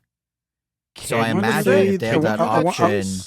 I want to say if you play friend lobbies, you can choose I want to do Warrior. I'm talking time trials. I'm talking time trials. Yeah. But I imagine if the option's there for one, it's there for the other. No, that wouldn't always be the case. But yeah, which if that I almost want to say there case, isn't. If that isn't the case, then this makes a lot more sense. The outcry. Yeah. I kind of want to run real. Wait, don't you have your Switch handy? I could just run on mine, grab mine real quick. Mine's. I'm in a different floor at the moment than myself. Right, because I see people do time trials for Shy Guy Bazaar all the time. Right, great track, fantastic track. Yeah. But can you do what's it called? Like if you choose Shy Guy Bazaar in just a regular versus match, it gives you the highway and then the last lap. Being Shy Guy Bazaar, correct? Right. You're telling me that you have the option to make it so that instead you get the 3 tracks. If you're doing a friend lobby or a friend lobby, I believe totally. You can pick. Got it. For certain, if it's there's a way to do it because Angel and I have done it where we be like, we need to make sure we choose the 3-lap version. Okay, got it. Okay, I don't know if it's consistent though for across the board. I just know there are some tracks. No. Totally understand. But then that's where I would have the problem if, like Angel said, sure you can practice it, but if there isn't no time trial component to the highway sections, that is a problem. Especially if time trials you're going to give me the 3 laps and you're not going to give me 3 laps anywhere else except for friend matches, that kind of sucks. Also, side note, I appreciate that. So Angel demonstrates the genuineness of him, that he's genuinely checking his Switch right now. He left the volume on the Switch. I appreciate that little touch. That was intentional. But music also fantastic in this goddamn game. The soundtrack is amazing. God. Yeah. Oh my god, what an amazing soundtrack this goddamn game has. Get that soundtrack on Nintendo Music app, please. They've been releasing today, as of this recording, they did New Super Mario Brothers U. Last week or 2 weeks ago, they did Clubhouse Games. Clubhouse Games, by the way, actually has a surprisingly good soundtrack, but not at the cost of Mario Kart World. Come on, 200 tracks that could be. All right, so I got an answer. Other stuff. Anyone want to guess what it is? I'm gonna guess you do let you. Wait, what was your guess? I'm saying yes, and he's saying no. The answer is no. You only get to practice. You only get to do time trials for 3 laps. That definitely, Nintendo definitely misread their crowd in that case. Jesus Christ. And this goes back to what I'm saying about they don't have a community. So one of the things I listen somewhat often to Kit and Krista, the former Nintendo employees, and they talk about how Nintendo always does these different reports of sentiment of things. And they're constantly internally doing reports of sentiment. So like when the price controversy happened, there are probably a ton of reports about that were shared internally. I guarantee you, based on what they're saying, that there have been a lot of sentiment reports about Mario Kart and the reaction to that patch. And probably before that patch, the thing I don't know, and this is kind of what I was saying before, what is the pipeline within Nintendo to get that sentiment into actual actionable things for a game? Like, could those reports that they saw in the first 2 weeks that people were saying, I only like three laps, I don't like intermission, would NOA's reporting team be able to get that over to Japan, to the Mario Kart devs, stop a patch? Like that's the thing where it's like, I don't know, a lot of companies, especially Western game companies, although not exclusively, do have specifically roles, community manager and like roles, who give feedback to developers directly to avoid this sort of thing. And even then they still get caught up in it because it's just the reality of people. But yeah, I'm very curious what that pipeline looks like for Nintendo and whether there even was any opportunity to stop this patch, or whether even anyone at Nintendo on the Mario Kart team is aware of the need to stop this patch, or whether they only learned it in hindsight after they corrected, quote unquote, the feature to work how they intended. Like, we'll never know, but I'd be very curious about how that works internally. Yeah. Yeah. So, but so that's Mario Kart. Yeah. I think really, yeah, we kind of already said they just need to make a separate mode, like a classic mode, I guess, is probably the easiest way to do it. Play classic, play world, Yeah, I feel like it's an admission of fault by the developers. We've talked about how this game's like the most opinionated Mario Kart last episode. Like, this is one where the developers really put their signature on it. Like, this is our vision. We're going to see it through. It's an interconnected world. Everything does this, that, and the next thing. Everything feeds into that. Kind of funny too. Big decision. But like, to then be like, here's classic mode is kind of them sort of having to tuck their tail and be like, all right, maybe there's some faults in the vision, which is, I imagine they'll do it, but I imagine it's not a pleasant thing to do. Not necessarily a fault in the vision. They might view it that way, is what I'm saying. It's just, sure, yeah, maybe the developers are definitely going to feel the sting, and it's not necessarily their fault. I guess we won't innovate on the next one. But the audience obviously knows what they want, and it just unfortunately wasn't the vision fully of this game. Yeah, and it was pieces of the vision. I think, like, people are talking about online rank. That doesn't mean they don't enjoy Knockout Tour, which is the more popular mode online anyway. Mm-hmm. Which Knockout Tour I is would great. wager Knockout Tour was the core idea. They said, let's do an interconnected world so we could do these long relay races, I would guess, is how it started. I don't think they went, let's put P blocks in an open world, and then they built everything around that. I think they built it around Knockout Tour and looking at things like Battle Royales and F-Zero 99 and Tetris 99, and they're like, what if we did like a knockout thing of our own, and then they kind of built the rest of the game around that. Yeah, which honestly, like, I feel makes this whole situation, like, the game setup kind of weird. Like, like you say, they have knockouts already. It's great. That alone, like, makes me love these, like, highway tracks in the setting of Knockout Tour, because it becomes like a survival race. Like, that's already its own mode. Then why not just let Versus just be the 3-lap one? Because then you're just basically getting like weird mini Knockout Tour. I don't know. It's weird. But and it's one of those things. It's almost like they have their. It's like they, how does the expression go? They got their cake and eat it too, or something. They want their cake and eat it too. Had their cake and ate it too, I guess. Yeah. Because like they basically doubled down on it twice, while still kind of barely having it there and making it like the fact we have to work around it. Yeah. It's also funny because the way that the Grand Prix work is completely different than how I thought that they were going to work. Where I thought that you were going to race your 3 laps, right? Get to the end, obviously place, and you were going to continue racing instead of the way it intermission. Cuts is, yeah. It just cuts. It's so abrupt. It just cuts, and then you are back afterwards on the track. I was like, I thought it was going to be a little more seamless than it actually was.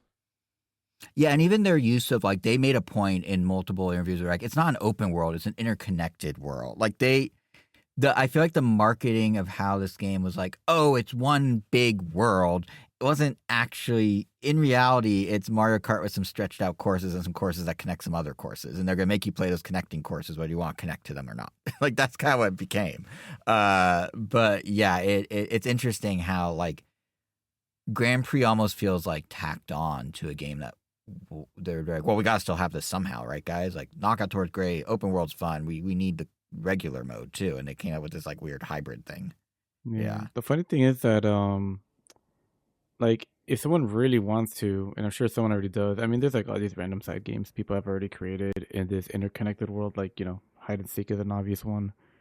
Mm-hmm. And of course, people have already started doing, like, you know, full map races, like, across the thing. And, you know, because they're streaming it, it's easier to have people be accountable because, you know, they could just, like, check the footage if someone, like, is cheating.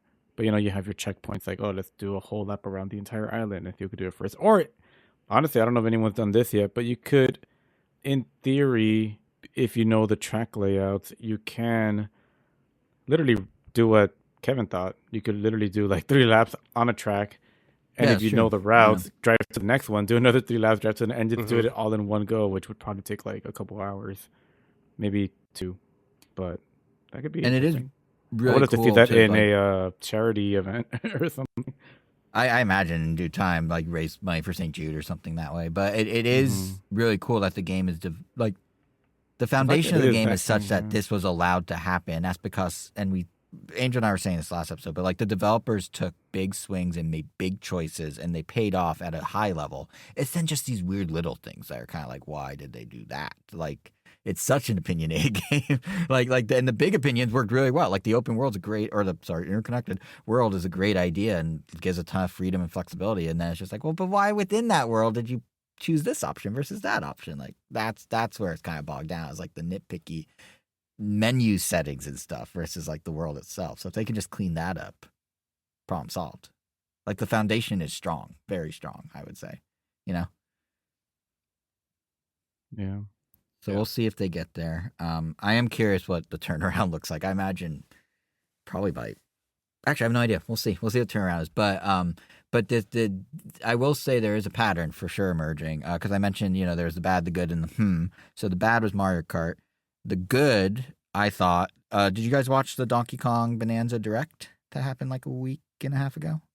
I did not, but I heard a lot of great things about it. Yeah. That's the good. I think in the same way that these developers of Mario Kart had this very strong vision of this is what we want Mario Kart to be, the Mario Odyssey team at EAD Tokyo, the more they show of Donkey Kong Bonanza, the more it's like, oh, this is kind of the sequel to Mario Odyssey.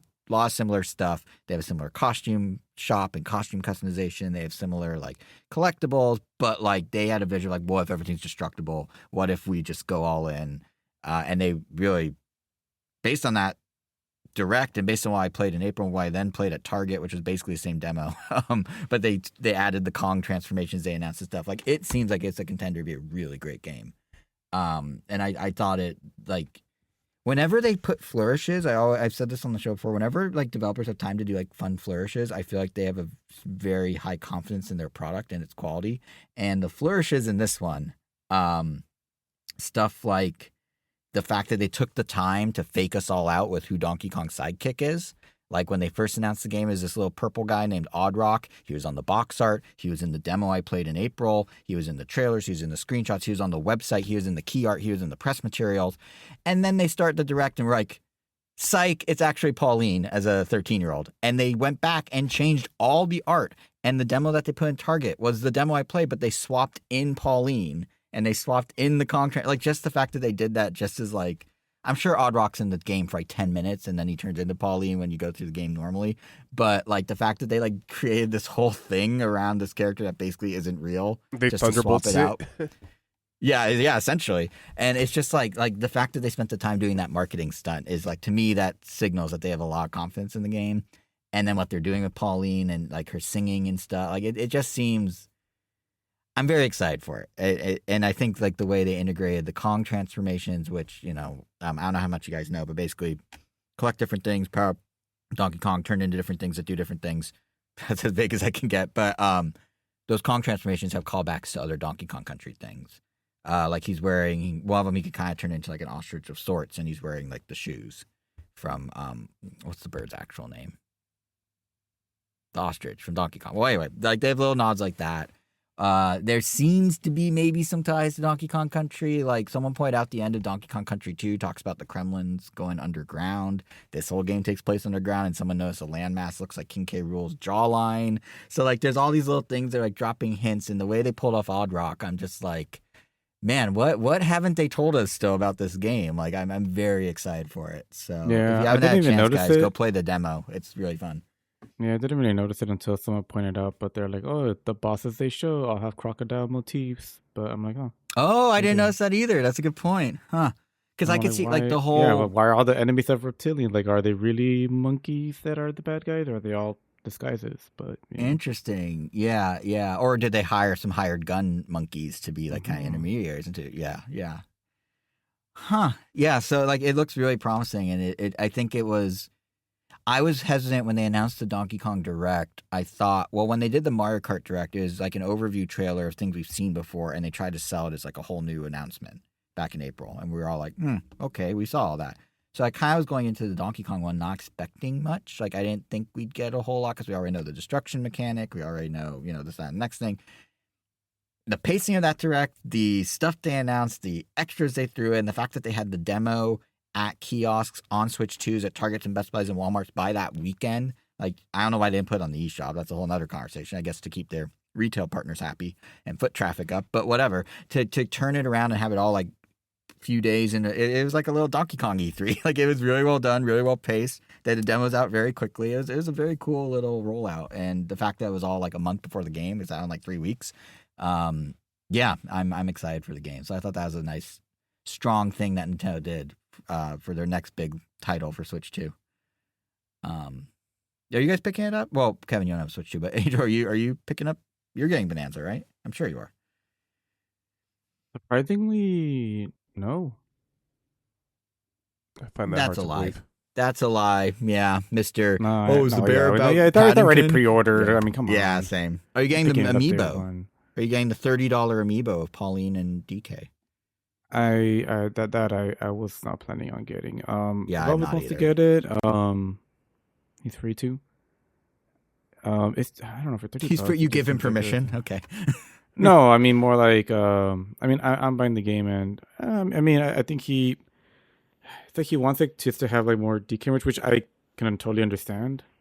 But especially with the new design now, yeah, it'd be the first merch. Yeah, like it looks cool. Like, I mean, like if he gets it, like, be happy to admire it. But I don't know.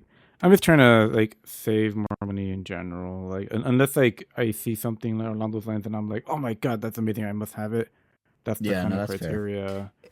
Like, this is more like oh, that's pretty cool, but I'm not that person anymore. Amiibos have kind of Amiibos like traumatized me after the first Smash Brothers for Wii U. So yeah, I don't really buy any anymore either. Although, especially now, like there's like an Amiibo. They really burned me out. The tariffs and stuff have caused them to get like the Amiibo's $30. Like they used to be like $15. It used to be $12, but yeah. Yeah, $12.99 at launch. That's right. I forgot about that. But yeah, so that was the positive thing about Switch 2. But then there was the which I want to touch on very briefly.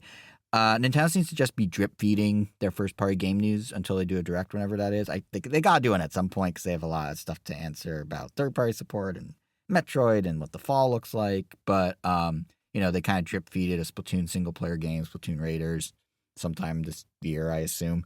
But then they also drip feeded the date, price, and a couple minor details about Dragon Drive, which is the wheelchair basketball game for Switch 2, which is a surprisingly fun experience in like an event setting. Like when you're sitting there with the two Joy-Con, which you kind of,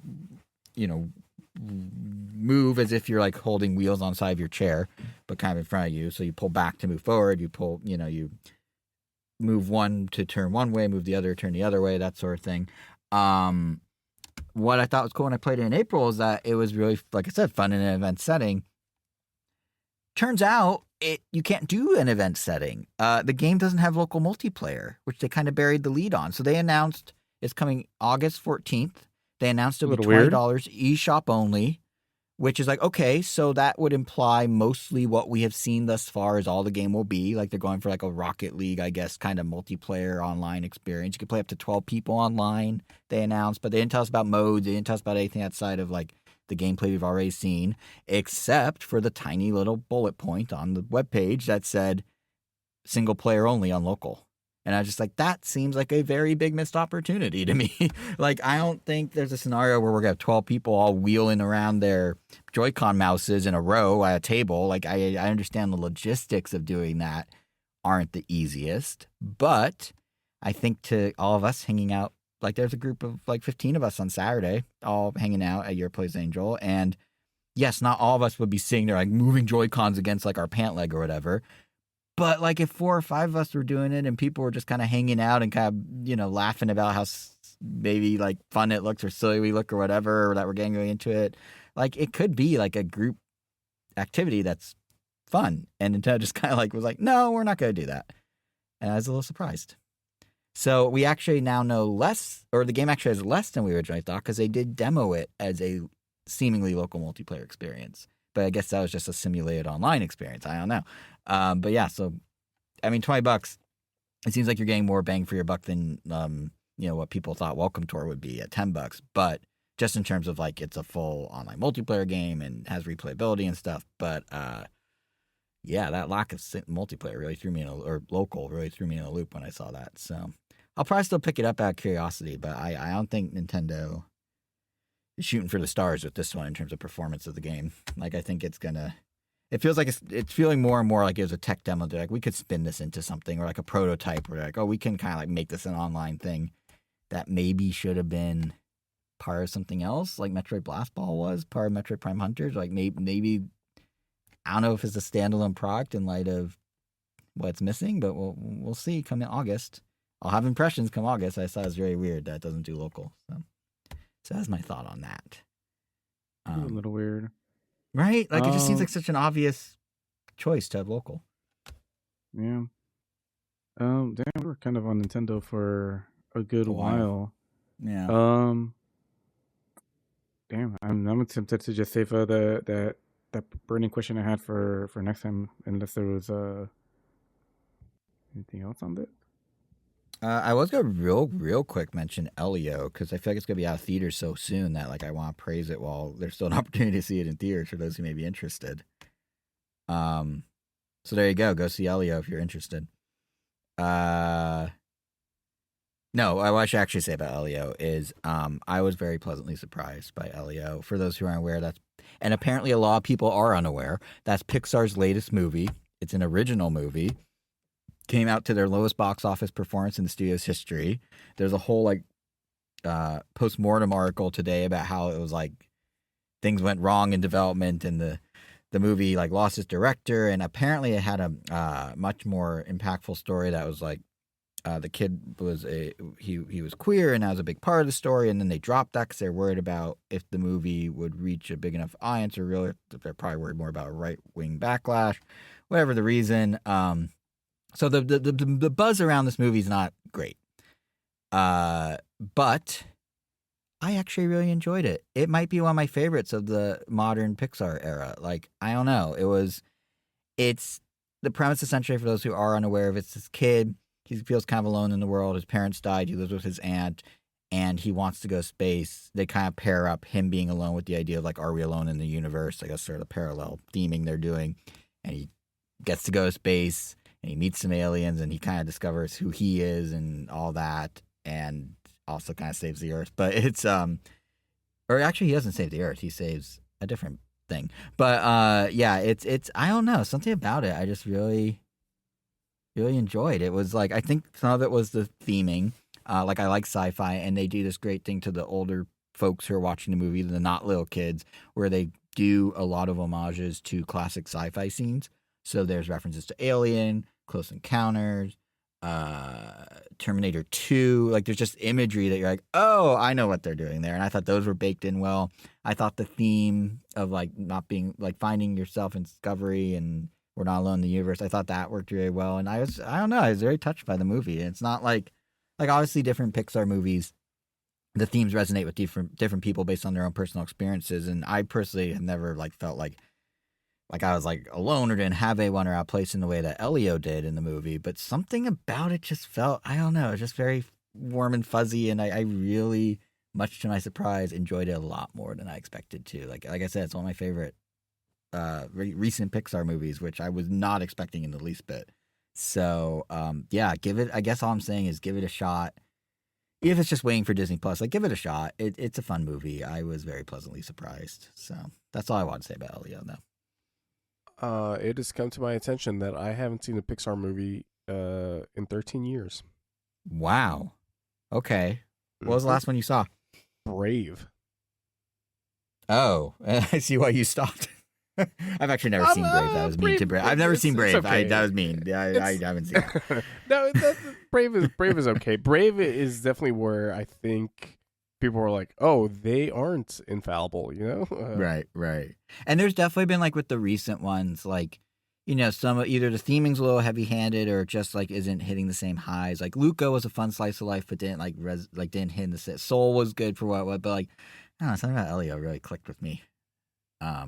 It's nice when those movies come along. Like I actually liked it, I think, more than The Wild Robot, and I really liked The Wild Robot. Like, yeah, I realize that's DreamWorks, but something about Elio, and it's not like it has the most like crazy original plot either, but just like something about how it all comes together really clicked with me. Like I remember Angel, you're saying that like The Wild Robot didn't like hit the emotional beats for you that you were kind of expecting it to. I feel like Elio hit. I was the same way with Wild Robot, and I still really liked it, but I feel like Elio actually hit emotional beats for me I wasn't expecting it to hit. So, yeah. I was very pleasantly rarely surprised. have any emotional anything. I know, it was weird. I was like, am I getting old? What's happening? Like, why am I suddenly feeling emotions? I'm not a robot anymore? What? But yeah, it was... Yeah. Were you able to see a lot of yourself in Elio? Well, no, that's the thing. I didn't feel necessarily alone in the way that, like, he did.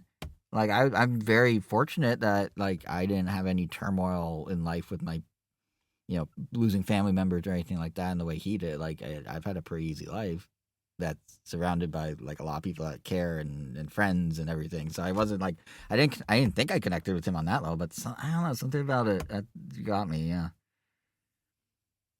I gotta watch these movies. They're good. They're good. I used to go opening weekend for every Pixar movie up until Brave. Whatever came after Brave. Why did I stop going? I guess work just started getting in the way. Yeah, because that's around the same time that I graduated high school. I mean, yeah, so. No, I feel that because there's a bunch of movies I wanted to see that I just didn't get around to, in part because of like all the stuff going on in general. But like I wanted to see Karate Kid Legends in theaters, didn't do that. I wanted to see Mission Impossible Final Reckoning off your impressions. But then I realized I had to catch up with the other ones, and then it left IMAX. I'm like, well, at that point, I might as well just wait. Like, what different, you know, if it's not an IMAX. So yeah, there's been stuff I'm missing, but I just like on a random Monday, actually last Monday, I was just like, you know what, I'm just go see Elio, whatever. It's a 7-minute walk from my apartment. I'm just gonna do it. So if you find the time, it's short too. So if you can find the time, yeah. Real quick, I want to talk about 28 Years Later. Movie tone whiplash. Yeah. And in terms of pleasure with the movie, yeah, it's going to be whiplash from that glowing review of Elio. Oh, no, did you not like it? Because it came out I remember you being excited about it. You didn't like it? Hold on.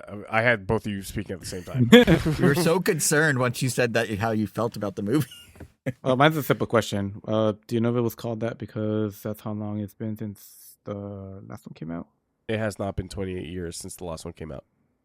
Oh. And my question was less of a question, more of a, oh no, I know you were excited for that movie. You didn't like it? Well, let me get into the weeds of this. So, all right. 28 Years Later, it's the long-awaited sequel to the 28 blank later series. I think the franchise is just 28 Days Later, so I'll refer to it as such. It's directed by Danny Boyle and written by Alex Garland, who are the original duo behind 28 Days Later back in 2021, I want to say. No, it was 2022 because it was after 9/11. Wait, hold on. Wait. 2022 was in fact after 9/11, but I don't think that's the year you meant. What? You just said it came out in 2022? Did you mean 2002?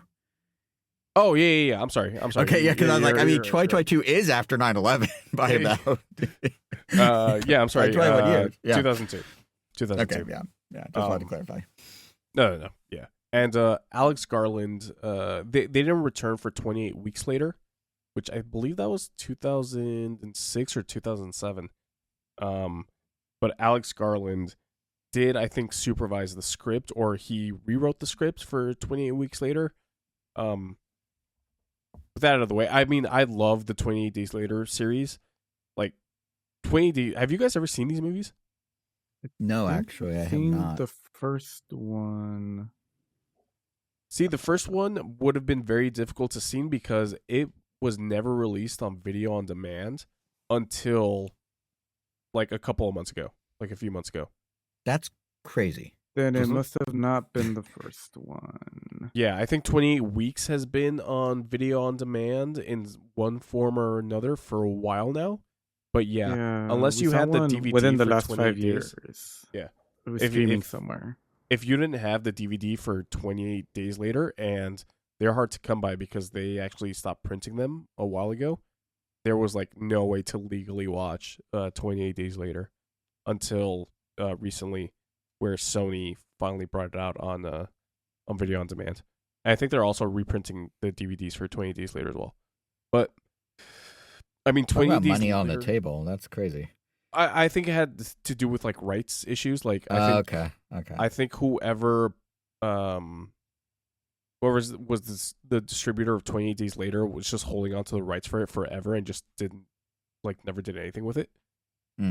Because I don't remember 28 Days Later being a Sony movie, and this movie starts with the Sony ding. So, yeah.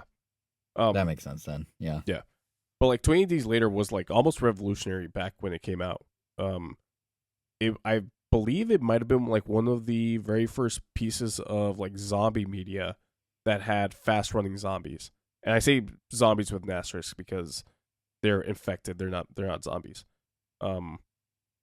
Basically, there were in 28 Days Later, there were the scientists that were working on like animals, and they accidentally infected these chimpanzees with something called rage. Well, something called rage.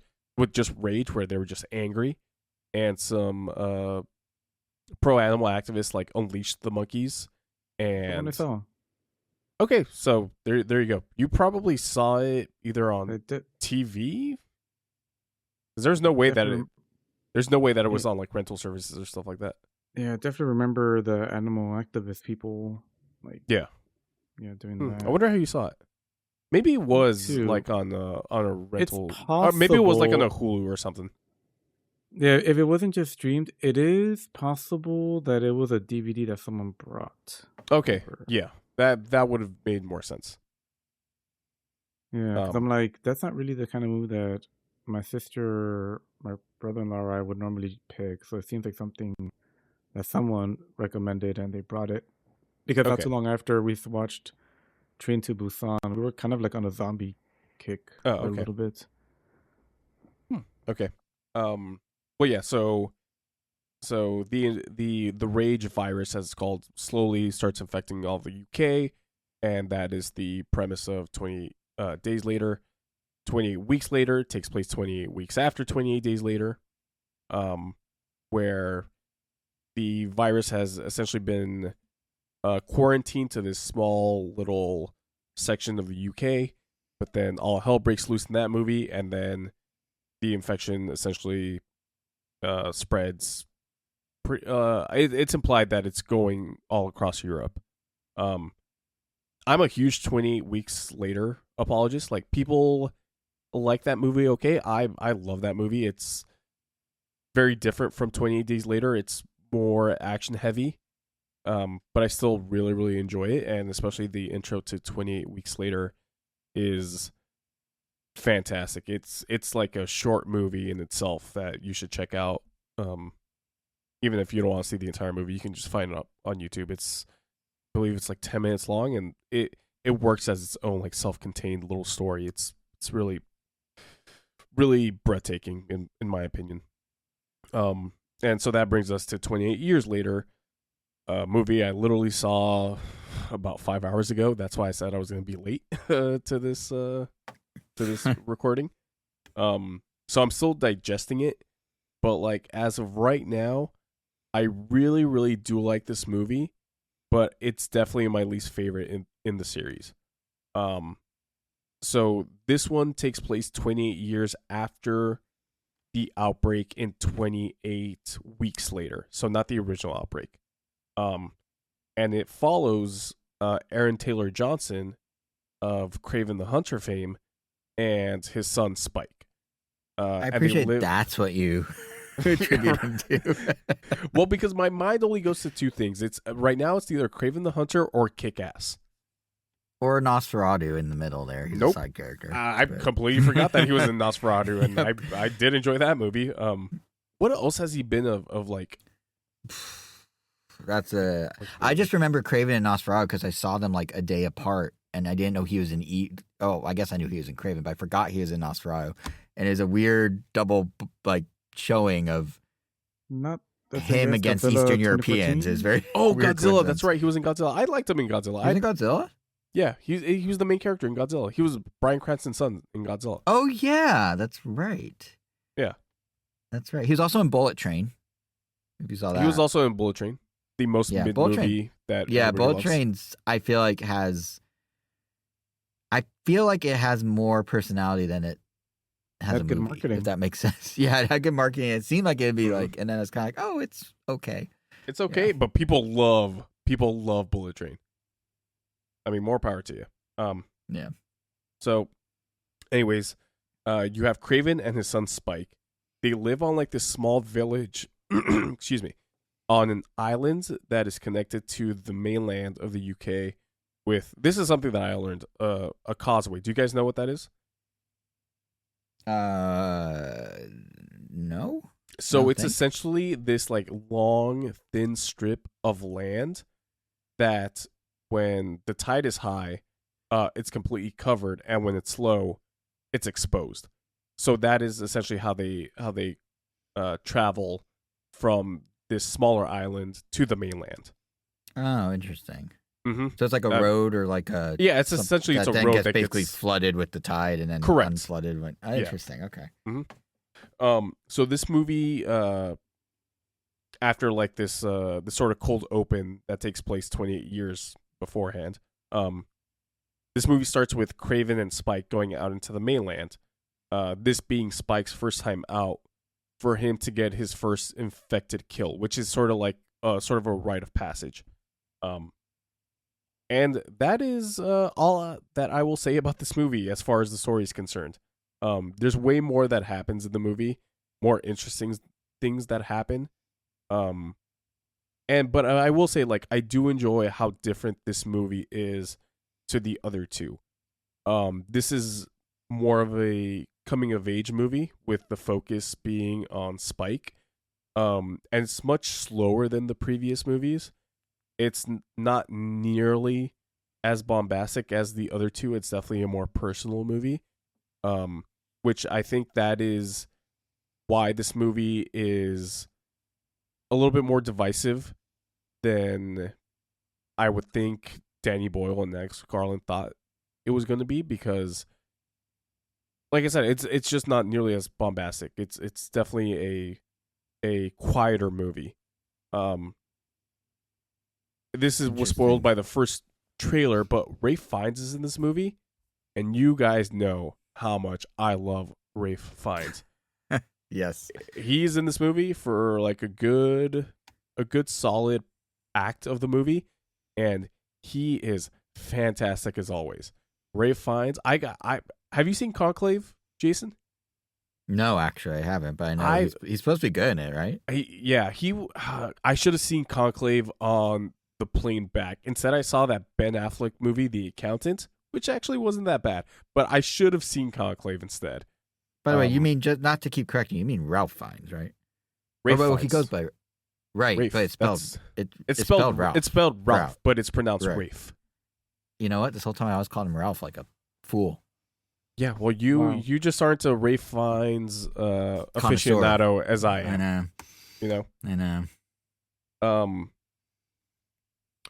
Yeah, everything like surrounding the movie I feel is like really, really great. Like this movie was shot with iPhones. I think like an iPhone 15, and obviously with like better lenses and stuff like that. I'm sure they just didn't just use the regular the 3x telephoto lens. Yeah. Yeah. So it was shot with iPhones and like other like non-traditional like filming cameras. Like this wasn't shot for IMAX or anything like that. And like Danny Boyle has always been a little eccentric with how he shoots his movies. So there are these fun little like quick pivots from left to right whenever they slow down like kill shots, because the main weapons that the main characters use are bows and arrows. Which funnily enough, one of the main characters in 28 Weeks Later, Jeremy Renner. You know? Wow. Of Hawkeye fame. So he's been, and then he got typecast forever as a bow and arrow man. Yep. Well, I mean, he didn't use a bow and arrow in 28 Weeks Later, but anyways. Well, fair, yeah. And like, there's like a lot of like cool like director shots like that is like you see and you're like, yep, that's something that I would expect from a Danny Boyle movie. Which Danny Boyle is definitely one of my favorite directors of all time. Like there are moments in the movie where it's like interlaced with what feels like British like early war propaganda. It's really, really strange. But really, really interesting as you're watching it on screen. There are like these weird like moments where you are seeing night vision shots of the infected, but instead of like the traditional green or like gray tint to the night vision, it's like this striking crimson color. It's like really, really cool. The music and the ambiance just overall is great. The production design is amazing. Like there's a great moment like somewhere in the middle of the movie where you see an overhead shot of a neighborhood in the UK before the outbreak, and then it cuts to something else. I forgot what it cuts to, and then it cuts back to that neighborhood as it currently is in the timeline of this movie, and it's just covered in nature and it's run down and it's like it looks really bleak, and it's just a very cool like comparison between what this used to look like with, you know, fresh coat of paint versus, you know, dilapidated after 28 years. There's a great chase scene right towards like the end of the first act of this movie. And something that I wasn't expecting was this movie does a lot of world building, which is something I wasn't necessarily expecting out of this series, because this series is very black and white, especially the first movie, which is just a zombie movie, even though, you know, there are some morally great characters in there, but it's still a very black and white movie. 28 Weeks Later is definitely a very black and white movie, and here there is, because it is a more personal film, that's where some of like the conflict of the characters goes in, but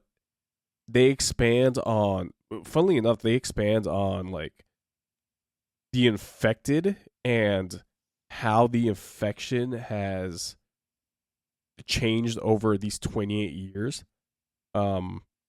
Like I don't necessarily know this is a spoiler, but like there are these huge new infected that are like towering in size that are called alphas, that are like the alphas of like the packs of the infected, and that does give to like a couple of cool chase scenes. And this movie isn't necessarily like scary by any means. And I think that's also another part of like why this movie is so divisive with fans of the series, because like that first movie is definitely a horror movie. 28 Weeks Later is definitely a little bit less. It's more of an action film, still with like scary moments sprinkled here and there. But I wouldn't call this movie scary at all. And like I said, that does have to do with the fact that this is a coming of age movie rather than a horror movie. There are some, some horrific like scenes in the movie, but nothing like great. Oh man, there's actually an insane kill regarding the alphas with these like Swedish military guys. That's super super awesome. And oh my god, I forgot, like, this movie has a batshit insane ending that comes out of nowhere that honestly comes close to ruining the movie, but it's so ridiculous enough, and I'll tell you guys off screen or off podcast what it is, because it's so insane that, like I said, it almost derails the movie, but I actually laughed and I'm like, okay, I can sort of get with this. And yeah, the ending for sure is you're either very hot or cold on that ending, because oh my god, it's so weird. But like, just overall, I am in that camp of, I am a little disappointed because after 20 odd years, after 28 weeks later, I was expecting something a little bit less ho hum than this movie is. And I understand what Danny Boyle and Alex Garland, like, they obviously didn't just want to give us another zombie movie, right? So that's more on me, right? I was expecting something a little bit more days or a little bit more weeks instead of this just complete pivot to a different genre of movie. And while I liked everything around it, it just didn't get the blood pumping, Unfortunately, this is another movie this year that I really, really liked that I wish I loved. But like, with that being said, there is a direct sequel to this movie coming out next year with a different director, who's actually the director of The Marvels. Yes, it was shot back to back with this movie. Oh, interesting. Mm-hmm. So it's like a 28 years later part 2 instead of 28 decades later as you would think it would go.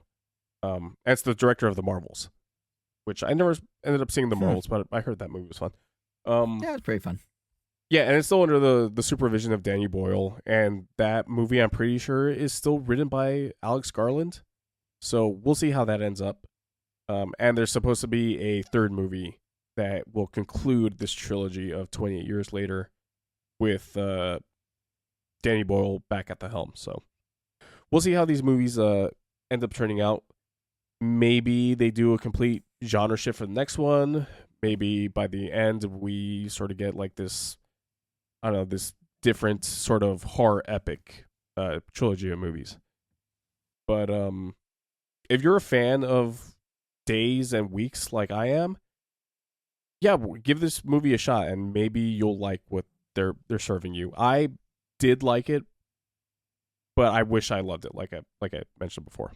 So that's it. Well, at least you liked it. And also, It has a very well cut initial trailer. I really like the initial trailer for this. Yeah, and that trailer, like, spoils absolutely zero of this movie, surprisingly. Oh, okay. Mm-hmm. Like, you can go into that is a trailer that you can watch and be like, hell yeah, I'll watch that movie. And there's some weird imagery in that trailer that actually does not get explained in the movie. That's funny. Which is interesting. Which maybe that gets expanded upon in the sequel, or the third movie. So we'll see. Interesting. Yeah. Which that trailer for that Ryan Gosling movie came out today, Project Hail Mary. Yes, and I saw that, and I was like, it showed too much. Yeah, I read that before watching the trailer, and I said, okay, I am not watching this then. Because I did not read that, and I was like, dang, I wish I read that. Yeah, that is very unfortunate for you. So, I mean, it's based on a book, so the info's already out there for those who know the book, but I don't know the book. Yeah, so exactly. Yeah, I don't know the book either. I just know that it's the same guy that wrote The Martian. Yes. And I love that movie. Yeah, so. And it's Phil Lord and Chris Miller, who are great. Mm-hmm. They're directing it, so yeah, I'm in. I mean, I probably didn't even need to watch the trailer, but oh well. Yeah, so I think that's going to do it for this episode, unless you two fine gentlemen have anything to add. Nope. I think I'm all good. Nope. Yeah. Angel, are you good? Oh, I heard Angel. Oh, no, I said, nope, all good here. Okay, he's all good there. Jason, if you can take care of the housekeeping. Yes, to make sure that everyone listening is also all good, be sure to subscribe to us on your podcast app of choice if you haven't already. You most likely have, because how else are you listening to us? But you can find us on Apple Podcasts, Spotify, iHeartRadio, Pandora, Amazon Music. We're on YouTube at Ram Nintendo. We're also on TuneIn. I forgot to say that one. We're also on Twitter if you just want tweet updates of when we have new episodes. So the handle there is fittingly also Random Nintendo. And individually, we're on the socials. I am JSR7 on Threads and Twitter. Kevin is KVN Gomi on Blue Sky and Twitter. And Angel is World of Weros with the S at the end over at Instagram.